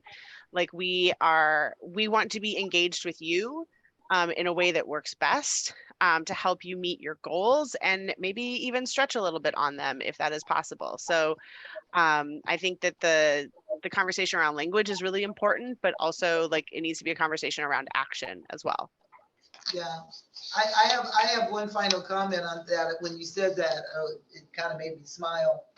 I was at a meeting a couple of days ago, and this meeting was about having community forums on equity and diversity and inclusion. And so it came up about the language. And so they brought in the expert who said, well, yeah, we're going to get some interpreters and, blah, blah, blah. And, for a Spanish speaking community. And we're going to put them in another room. Oh, okay. I almost choked. And one lady was just like frantically waving her hands because she wanted to speak. So it's really funny how this person that was speaking understood that there needed to be an interpreter, but thought it was okay to isolate and segregate the Spanish speaking people. And we actually had a conversation about that, and he didn't, and basically he said that was, the old thing about this is the way we always do it. But I thought that was kind of funny. Yeah, we're not doing any separate but equal over here. Like, not at all. I will say this, we all make mistakes in this journey towards more equity. And I will be the first to say that, like, I'm not perfect in my work all the time, but I'm really glad that you named it for them and you brought it up to them and said, like, that's not okay. And then you had a conversation about it, because that's really the only way that we grow. And it's the only way that, like, we expand our ideas on how everything should be working. Before Monique and I jump real quick, we just want to be sure we understand, because I think we could sit here and talk about this for a really long time, but unfortunately we don't have that in this moment. So we just want to identify who is the primary lead and who's sort of the co-lead of this initiative, so that we can be sure that, like, we are at least getting information to them, and they will be sure that, like, if we aren't sending stuff to the whole team, that stuff is being distributed. I would think that we should go to the chair, right? Okay. And you. And then you can send them out to. I will go ahead and take the primary lead. They're saying me, and I'm Lori. Okay. So they're pointing to me, but I also would like to also involve Scott in this, because he's on the administrative side. So I think it should be me and him, and we should be issuing the information and sending it out and following through. And we have our general board meeting on the 3rd, which is coming up in less than 2 weeks. So we will definitely get this out, but I'm going to send out the flyer to everybody that you guys sent me. But we will also make another announcement on the 3rd. And if you could give us until March 7th to get back to you with who our team will be, that will give us time to get with the director, because we need to talk to Todd and everybody, and just make sure that we have, give everybody the opportunity. Would that be a good time frame for you guys, or is that too long? Nope, that's fair. And I also just want to, as you think about engaging partners with lived experience, the compensation piece, and if you need help, that could be even one of the coaching sessions that we bring into the work with you all. And I think we have Scott, we have your information already, and Lori, we have yours as well. So I think we should be good to go. Yeah, the one thing I will mention is I think there is stuff happening between now and March 7th. And in that situation, like, please just invite everyone, like, core team, not core team, potential core team, whatever, like, feel free to invite everyone. It's not limited. Okay, great. We will definitely send that out. We have like an email list of 100 and something people that I saw, so we'll make sure everybody gets it. And I would just say when it comes to the real intensive sessions, that it's your core team. But if there are things that, like, it's opened up to the broader and the broader community, that you do that, because you also really want to be really intentional about the folks that you're inviting are actually going to be folks that are sitting at the table with you to go along this journey. So there are some things that are like a catchment of, like, please share with your entire COC. And then there are some things that are specific to just your core team. So I just want to make sure we know that, because we don't want 1,000 people showing up to everything. We just want to make sure. There's a limit in that situation. There is a limit in that situation, but yeah, exactly what Monique said. And then we just want to say thank you for making time for us. I know that you all had a hefty agenda, but we wanted to just say thank you for allowing us to zoom into your meeting, and we look forward to going on this journey with all of you. Thank you so much. Have a good one. Have a good one, everyone. Bye. Do you need to leave? Okay, all right. So we're gonna lose Kim, but it's okay. We're just gonna keep trucking through. For those of you who still have time, do we still? Oh, Deborah has to go.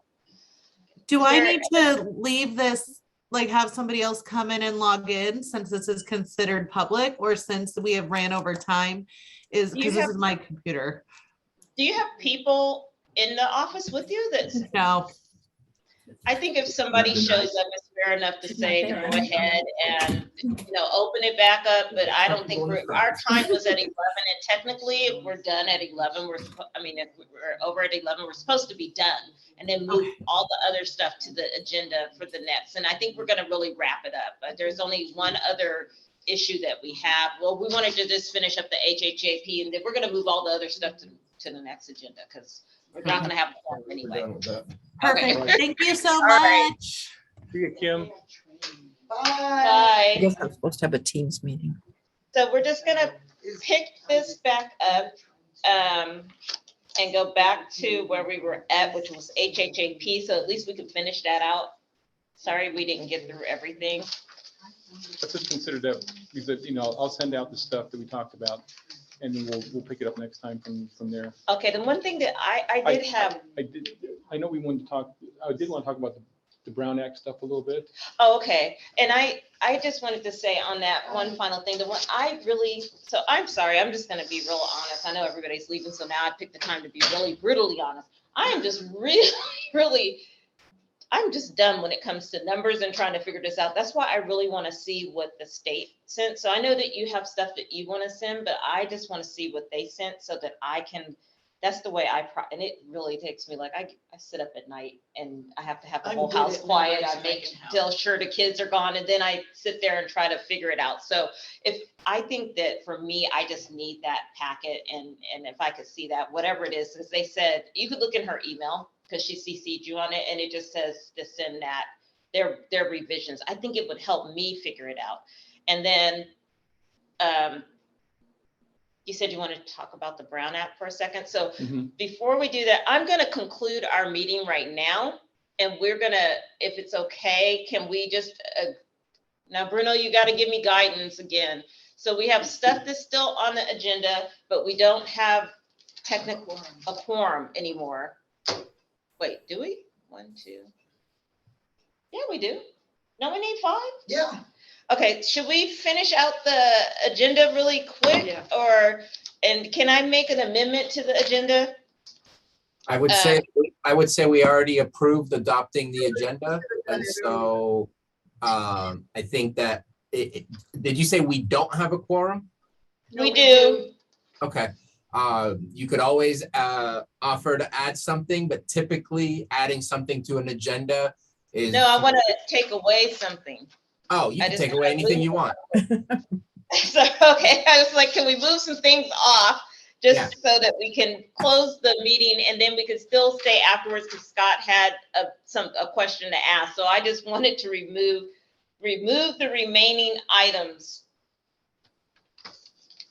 Let's see, what do I have left? Hold on. So we had the CES, but it could go on the next item. We couldn't talk about CSN because Melissa's not here. Yeah, so, and then we could do we could do the consent items. We could do it next week.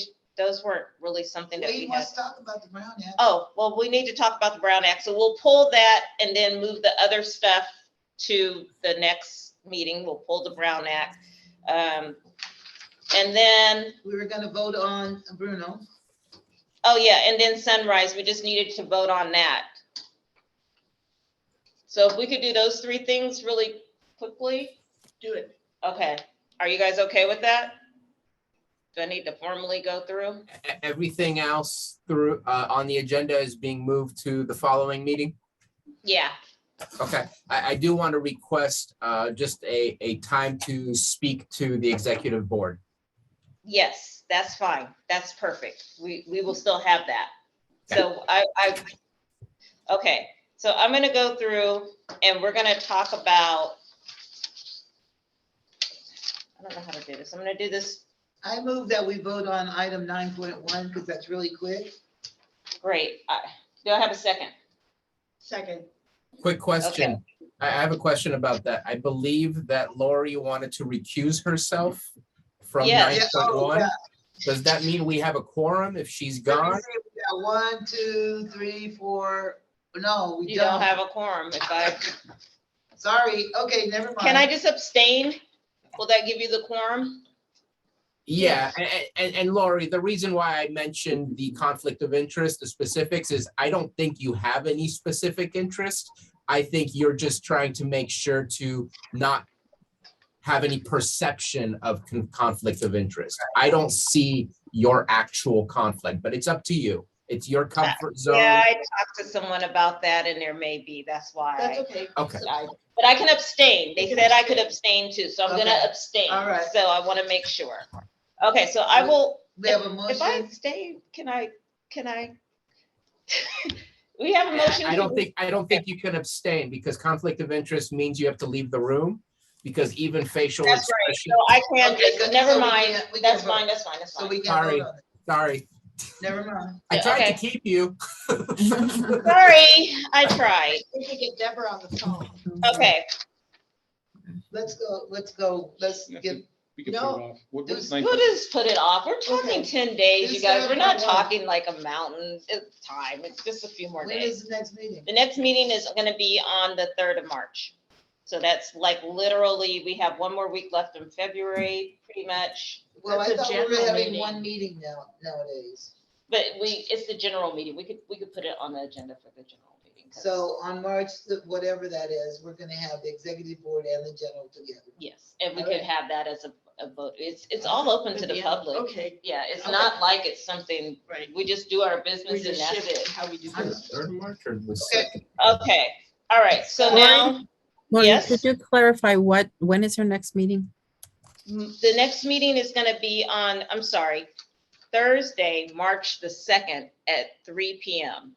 Perfect. Thank And you. that, are we doing that here? That was one of my questions. The Brown Act questions. Okay, we'll talk about that in the Brown Act question, just to have that. Well, I guess we might as well just do the Brown Act question now. Good segue right There there. we go. Okay, go ahead. Okay, so, the executive board, that's pretty understandable. I mean, this meeting, we can all fit in this room. We're all, following those, we all are aware of what our guidelines are around that. For the general meeting, who does that entail? Because the general meeting is the general membership. Does that mean the general membership has to have do the same things that we're all doing? Either they show up in person or they're opening up wherever they're meeting on Zoom to the rest of the public. Is every voting member required to do that? So That's the way I we can, used to do it when we met in person. everybody. Everybody just showed up. I can explain. So the Brown Act governs any meeting that falls under us, whether it's general or whether it's executive. Mhm. So yes, it would be, if we have 44 members, we need to have a room big enough to hold 44 members plus public. Yes. And so anytime we're doing committees or anything that's coming from us, so we form a committee, is subject to the Brown Act. Now, there are ad hoc committees that can be put together, that the community can come together and they could say, you guys are really struggling with your bylaws. We're going to draft some bylaws, and they could have an ad hoc committee. We can't appoint people to that, but I want to get some clarity around that. But it's my understanding we cannot appoint, but it can be formed. It does come in the form of our meeting, but we are not able to designate who does that. But those ad hoc committees are not governed by the Brown Act. Well, so that was my second question. I was going big and then I want to go small. For our committees, are they all Brown Act? Yes, because they're standing committees. And that's why I wanted to have that first discussion that first time, because they're all standing committees and But they're not all standing committees. but they have regular dates. Well, they don't. Not all of They're them. not all standing committees. Which ones are not? And the only one that I saw in here's our bylaws right We here. all have standing committees in the bylaws, yes. And it says the only one that wasn't a There's 4 standing standing committee, committees. it said was interfaith. Interfaith, Should be. the equity one, those are standing committees. HMIS, performance review, the grants is not a standing committee. I thought it was. It's what's your Here's standing original committees. It says standing committees. We have listed strategic planning, Yeah. HMIS. Uh-huh. We have point or coordinated entry. Mhm. We have which is interesting because And the coordinated. PIT. It's, yeah, Oh, wait, yeah, there it is. And then we have the PIT, and then we have Performance Review Right. Committee. So that's Section four. 4. That's 4. Those are the Hold on. standing ones. I thought we voted grants. And grant selection, now Oh, that's number okay. 5. But it's not a standing committee, I don't think. It is. Here it is. Oh, So it says we have 5 standing committees. And then number 6 is the ad hoc, which is supposed to be interfaith. Number 7 doesn't have it. It just says equity, but it's listed understanding, but we didn't list it whether it was standing or ad hoc. What is Then we- housing navigators?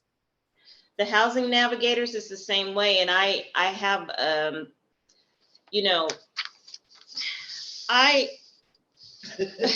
I have a challenge because I just looked at future legislation, and I have a funny feeling that committees are not going to be committees the way they are. That's just my feeling.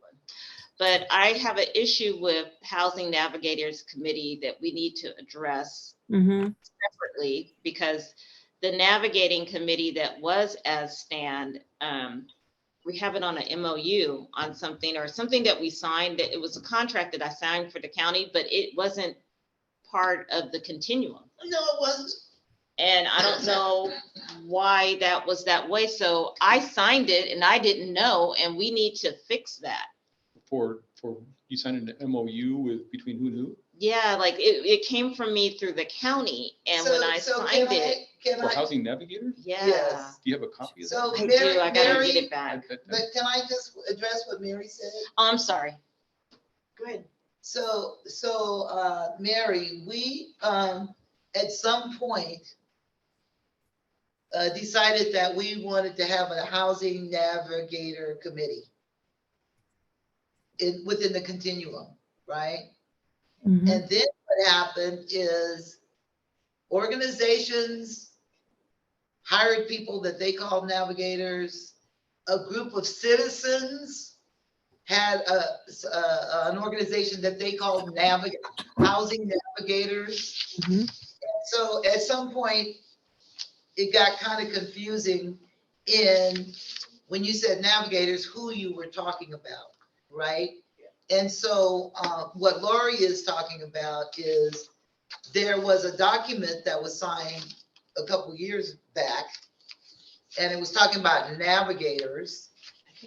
And it was way before the continuum ever had any navigators. So the term housing navigators is being very loosely used around Lake County by providers, individuals, the continuum, and there's some confusion around that. Well, if I may interject, whatever you had 2 years ago or prior to me being on the committee, it doesn't exist. What exists at this point is we rewrote what we do as a committee. We rewrote it because we all work for different agencies, and it's up to the agencies to follow the rules. I want to know who I should give that to. And we're really not a standing committee. We're a committee of people that share information so that we can serve our clients. That's all we are. So wait, can I get some clarification? Because I signed something and I'm confused. That was a voucher thing. Okay, so wait. Sorry, I'm so sorry. I just want to clarify. So Mary, you've been with the navigators, period. It was my understanding that the navigators joined us in March of this year, and that prior to that, they were not part of the continuum. Is that true? That's, okay. That was my understanding as well, Lori. I'm sorry. Okay. That does sound familiar. Yeah, that's March when we this had year? the vote. No, I might have been gone. Well, the reason why I remember that is because Natalie was actually the person who was on the committee, and then she decided she didn't want to be a part of it because under the committee as a navigator, as a real estate agent, it became a challenge for her, and her mom got sick too. So she couldn't, so she relinquished it. And I think there is, but what I want to do is I would like to go back and pull the vote, because what has happened is, and I don't know how to address this, and maybe Bruno, you might have to guide us on this. So there was a contract that was signed with the vouchers, and I signed it because it came to me. It didn't go through here. It just came directly to my thing, and I signed it, and it said that the navigators, it was an amendment to a MOU that was signed a year before. And then I realized we didn't have navigators the year before, so it shouldn't be signed. So we need to undo this and make it correct. And then there is money that navigators were being paid a year ago. So I know it wouldn't be from us, but it's like $3,000 or something. They said $3,100. Oh, okay. So I think I know what that is. Okay. I think that's specifically related to the emergency housing vouchers. It is. Okay. And because each voucher comes with $3,000 that a housing navigator or whoever can use to help a person get into housing, you know, for like first and last month's rent or utility things, you know, that's what that you know, kind of case management type of activities to help a person get into housing. So then does that money go to them or to their organization? We aren't an organization. We have no bank account. Yeah, it would go to who's ever doing that service. So that's why the money is just outstanding. So I think this is something we need to bring back, because the navigators were never part, it has it listed like as they're part of the continuum. Right. And that's what I signed to. And then there's this money that's out there. So we need to, I think as a group, bring this forward so that we can get this straight, because I want to get it. Can I also, because I've been on this board for a while too, and when we approved the navigators, it was for them to set up a process to prioritize how the people applying or requesting services for housing were prioritized. And at the point that I was a part of understanding it, which may have changed because I don't go to any of your meetings, was that the first come, first serve kind of concept was there. They split off some component for the youth. But beyond that, it was to work with the HMIS kind of who's in the queue. And I was told very clearly, first come, when your name came up, if you were available, you got the slot kind of thing. And I assume that what I've heard recently is that isn't the way it is, but I'm very concerned that we've got a group out there that I have no idea how you're functioning within the continuum and in what guidelines and authority you have, because I'm really specific on my authority. I know exactly where I start and where I stop. And I don't understand that with the navigators. And that concerns me. So, well, I think for the purpose of this meeting, I'm going to say at this point, I think it's better for us. This is something, I don't know, Scott, how to fix this, but I know that since we have to bring the emergency housing vouchers up to the Board of Supervisors, why don't we just lump that all into one discussion? Let's undo that, the MOU, or have it written correct. Because to rewrite it, we just need to rewrite it correctly, and just make sure that it's correct, so that if we ever get back and go back and audit it, it's not, you know. And I just think it was, that part is an error. We need to reconcile the money. Oh, Bruno, I see you. I'm so sorry. I see you. 1 second. We need to reconcile the money, and then we need to bring that, because they told us to do that, to bring it to the Board of Supervisors back in like October, and it is now, we're approaching March. We need to bring it up and just get it done and just have it off of our books. I don't know about, I know that it's involving DSS and it's not you, and we're waiting on a whole team here, but I want to get it off. I don't like for things to linger like this, and we just, we're kind of doing a house cleaning because of the Brown Act. We just might as well just do a house cleaning and go forward. And I'm sorry, Bruno, go ahead. Don't be sorry. I was waiting patiently for my turn. I want to say two things. One, it sounds like we just need to do a review of the bylaws, and within the bylaws, redefine what each committee is and what they do. If the committees are not making decisions, but providing guidance and advisory to the executive board to make those decisions, then I don't think those committees need to be Brown Act compliant. It's wherever decisions are made, that you need to be Brown Act compliant so that the public has the ability to provide input. And if that they're not making final decisions, then I do not believe they need to do that. And I think it's just, let's review the bylaws. Let's clean it up with whatever the current status of the Brown Act is. And let's make sure that we all understand where we are and how we move forward. My second thing is, and please don't take this in the bad way, Lori, I don't think you should be signing anything that the executive board has not approved. And even if it comes from the county does not control the COC and should not be requesting a chair to sign something without going through the proper measures, which is going through the executive board. You should only be doing what the board allows you to do, is my personal opinion. You know what, Bruno, I agree. And so originally when it was sent to me in June. And I was such a green chair, I didn't know what was what. And I'm glad that you're bringing this discussion up because this is what's happening.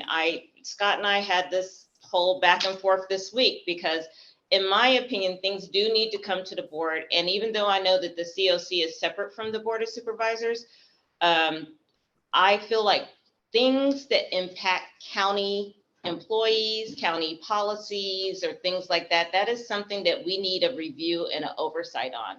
And because I did sit in that meeting with the emergency housing voucher program, that I understand that HUD wants us to seek out that type of, at least that was my impression because they said it directly, that they want us to seek out that there should be an overview and there should be an oversight of not necessarily that we want to do every single thing because everything needs to come before the board, but the next step or the procedure should be, it goes to county council because HUD or HHAP, or I'm going to say HUD, the feds have TAs, just like we just saw Monique them, they're for the state.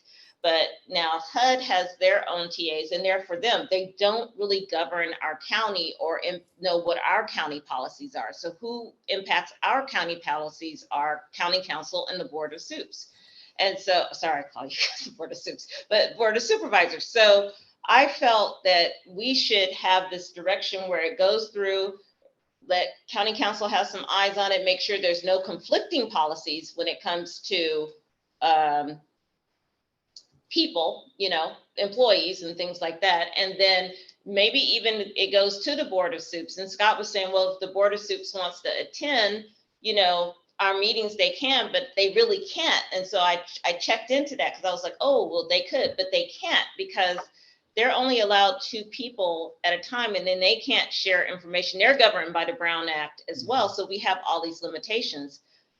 And then also, as far as for cleaning up the Brown Act and the committees, I think if we reword what we have in the Brown Act, like if we just changed our language a little bit, then those extra committees wouldn't be governed by the Brown Act. Because they're more like working groups anyway. Yeah, and if they're just like, they don't need to meet every week. The language that I learned when I was in the class was if the committees are meeting weekly and it's a standing meeting, then they're going to consider that to be standing. But if they're not meeting weekly and it's temporary with a temporary time period, so this committee is meeting for the next 2 months, only this many days, and then it's over. That's the end of it. And then they bring it back to the board for the overall decision.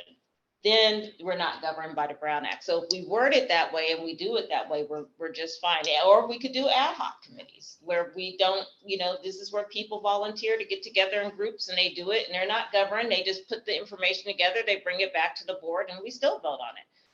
Any one of those will go, but we just need to add it to our bylaws so that we're able to freely do it because it's our own bylaws that are crossing us up and all of this stuff. And if we get it straight, I think it will really help us. So that was my long comment to your comment. Go ahead. I'm not going to say I'm sorry anymore because I'm not really sorry. Yeah, and you shouldn't be.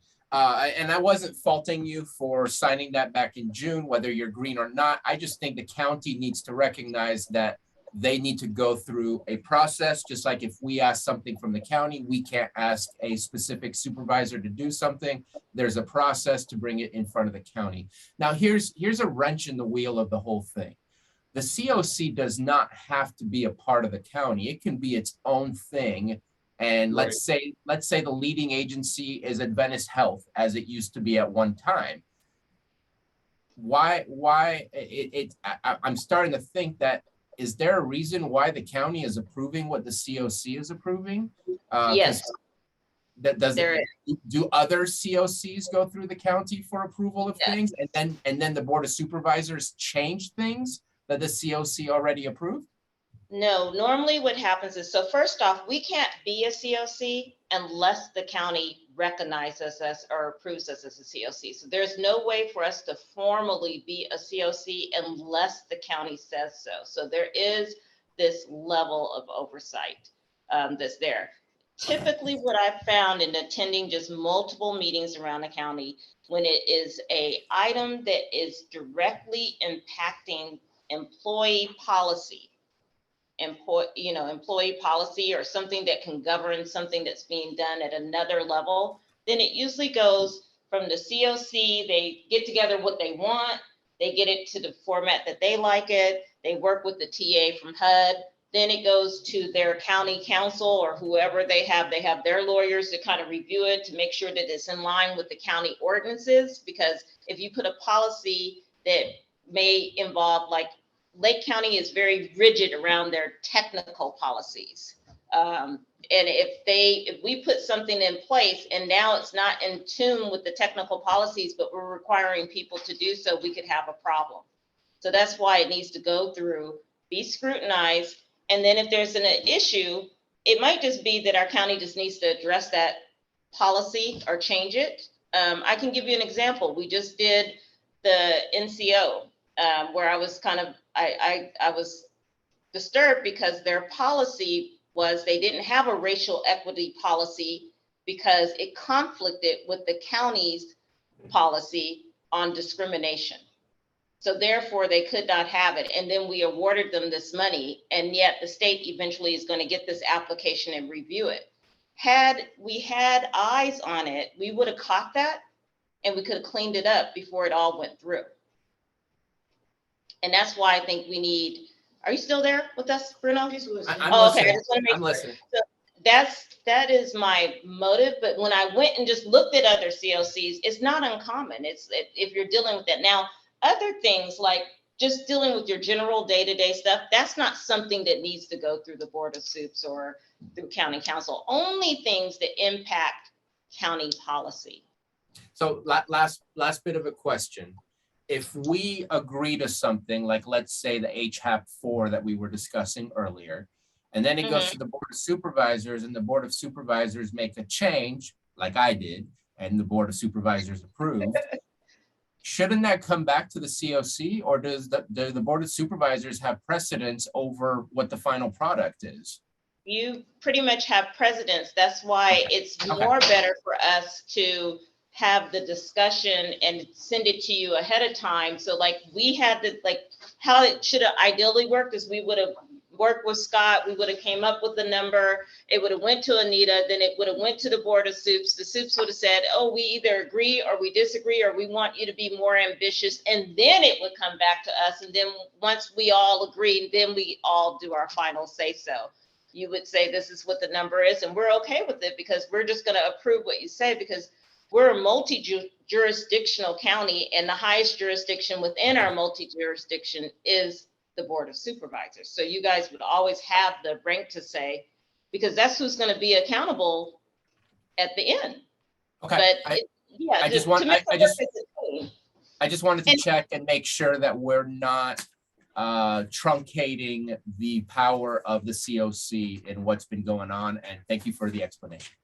Yeah, no, I don't think so. Because just like Advantage Health, when they looked at it, I'm pretty sure they had their attorneys review it and just take it's a standard. I know it's weird because I just think we haven't done it, and it feels weird and it feels awkward, but it's not even something like that's really formal. It's just like, okay, Anita will look and she's like, nope, this doesn't comply with any, it's not a conflict. And then it goes back. And then when you go to the board, you would present and say, next week we're voting on this, and this is what we've come up with as a COC, and this is what we want. And then you present it to the Board of Supervisors, and then at that time, they may object. They may say, Bruno may say, no, I don't want that, blah, blah, blah.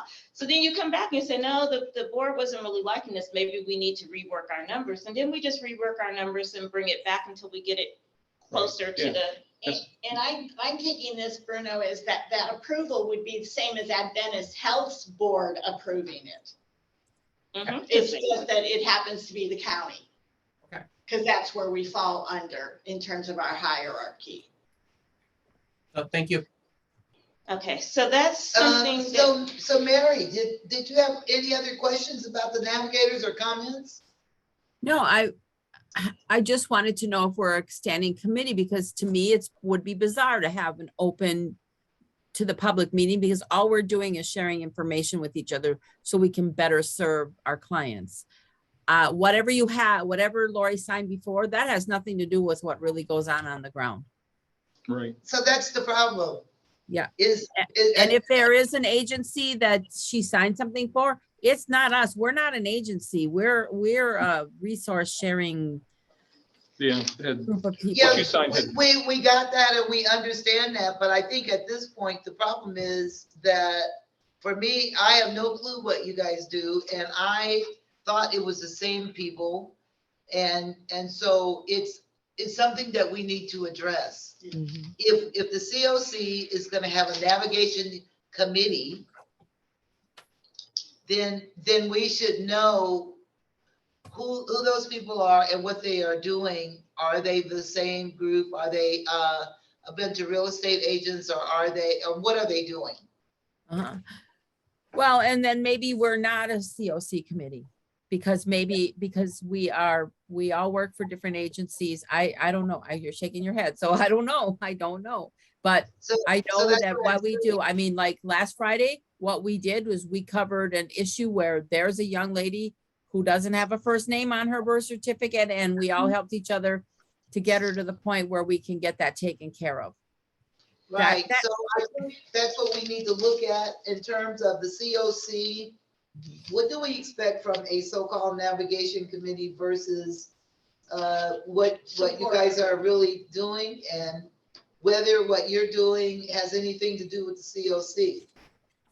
well, I think too, that I agree with all of that. But one thing I want to mention is that we're at 11:36. So Oh, yeah. I apologize. I wanted to mention that because everybody has other meetings. I think that for this meeting, what would be better is that we should probably, with the navigators, I don't know how to handle that situation. I really don't. I don't know how to handle the MOU and that type of thing. I think as far as for establishing it, for whether the navigators are standing or not standing is an easy deal. We could have that at the next meeting, put it on the agenda, make it a vote. If it's not a standing committee, we'll remove it, we'll change the language, and we just make the adjustment in there. When we do it there, we'll leave that meeting and we'll make the adjustment in the charter right then and there. Mhm. And then there is a certification that I haven't talked about yet, but I know that Mary knows it, but we need to talk about it and how that's done, but that we can figure that out later. So what I want to do is if everybody is okay, I would like to go ahead and bring this meeting to a close. However, there is one issue on the agenda that we did not talk about, and we keep putting it off, and it's part of our interim rule, which is the modification or discussing the amending the bylaws of the charter to lower the forms, which we did that at the last general meeting. We are in the process, as we talked about all day today, amending this bylaw and amending the charter. So we're supposed to have the discussion to amend the charter and vote on it and put it in our notes annually at the beginning of each year. So I just want to get our vote on that if we can, if I can get a motion to just do that. We're not talking about what's in there. We just need to do the formality of it, from what I understand from all the TAs, and we have met our agreement on that interim rule. So can we, Mary, where'd she go? Oh, okay. Can we do that? I went in my file. I'm sorry. I'm working. Okay, sorry. Okay, can I get a motion? Can we vote? Yes. Okay. Can I get a motion? So I move that we agree to review and amend or edit our charter and bylaws at least annually. Can I get a second? Second. All, and I'm just gonna do all. It's all in favor? Aye. Aye. Okay. Mary Opposed? was all opposed? Is there any opposement? Okay, we have completely done it. It's done. We've done our interim rule on that. We can fight about what goes in it later. We just did the vote. So now I'm gonna move to adjourn the meeting. I'm gonna get better at this. You're doing fine. And we're gonna move to adjourn the meeting. I think, Scott, you have everything you need. You're gonna get us back the information we're requesting. We're gonna go and deal with that MOU, get all of that stuff Yeah, I straight. have some ideas about that. Okay, like I that's think, I just, think I know what you're talking Okay. about now. And I just wanna, I'm getting nervous. I saw was it San Mateo that got the Attorney General? Santa Clara. Santa Clara, yeah, I saw that, and I'm like, nope, don't wanna, whenever they go, they normally do 6 or 8. That's what they discussed when we were doing this. They said they pick on 6 or 8 at a time. I wanna make sure we're not in that 6 or 8, oh, so we probably will sometime. I don't want to be there though, not Yeah, I now. know, but You guys can do that when, They will randomly review anybody. I know, but yeah, I'm just hoping that they randomly review when I'm not the chair. So let's just get this straight, and I just want to make For sure. your blood pressure, I hope so. Yes, because I'm just like, man, I'm done with this. Okay, so we're gonna adjourn. Thank you. This is mine. I'm sorry that I kind of messed up on the last part of the agenda, but we'll get it straight. No worries. All right. See ya. Thank Bye, you. everybody. Bye. And I know you have to run till.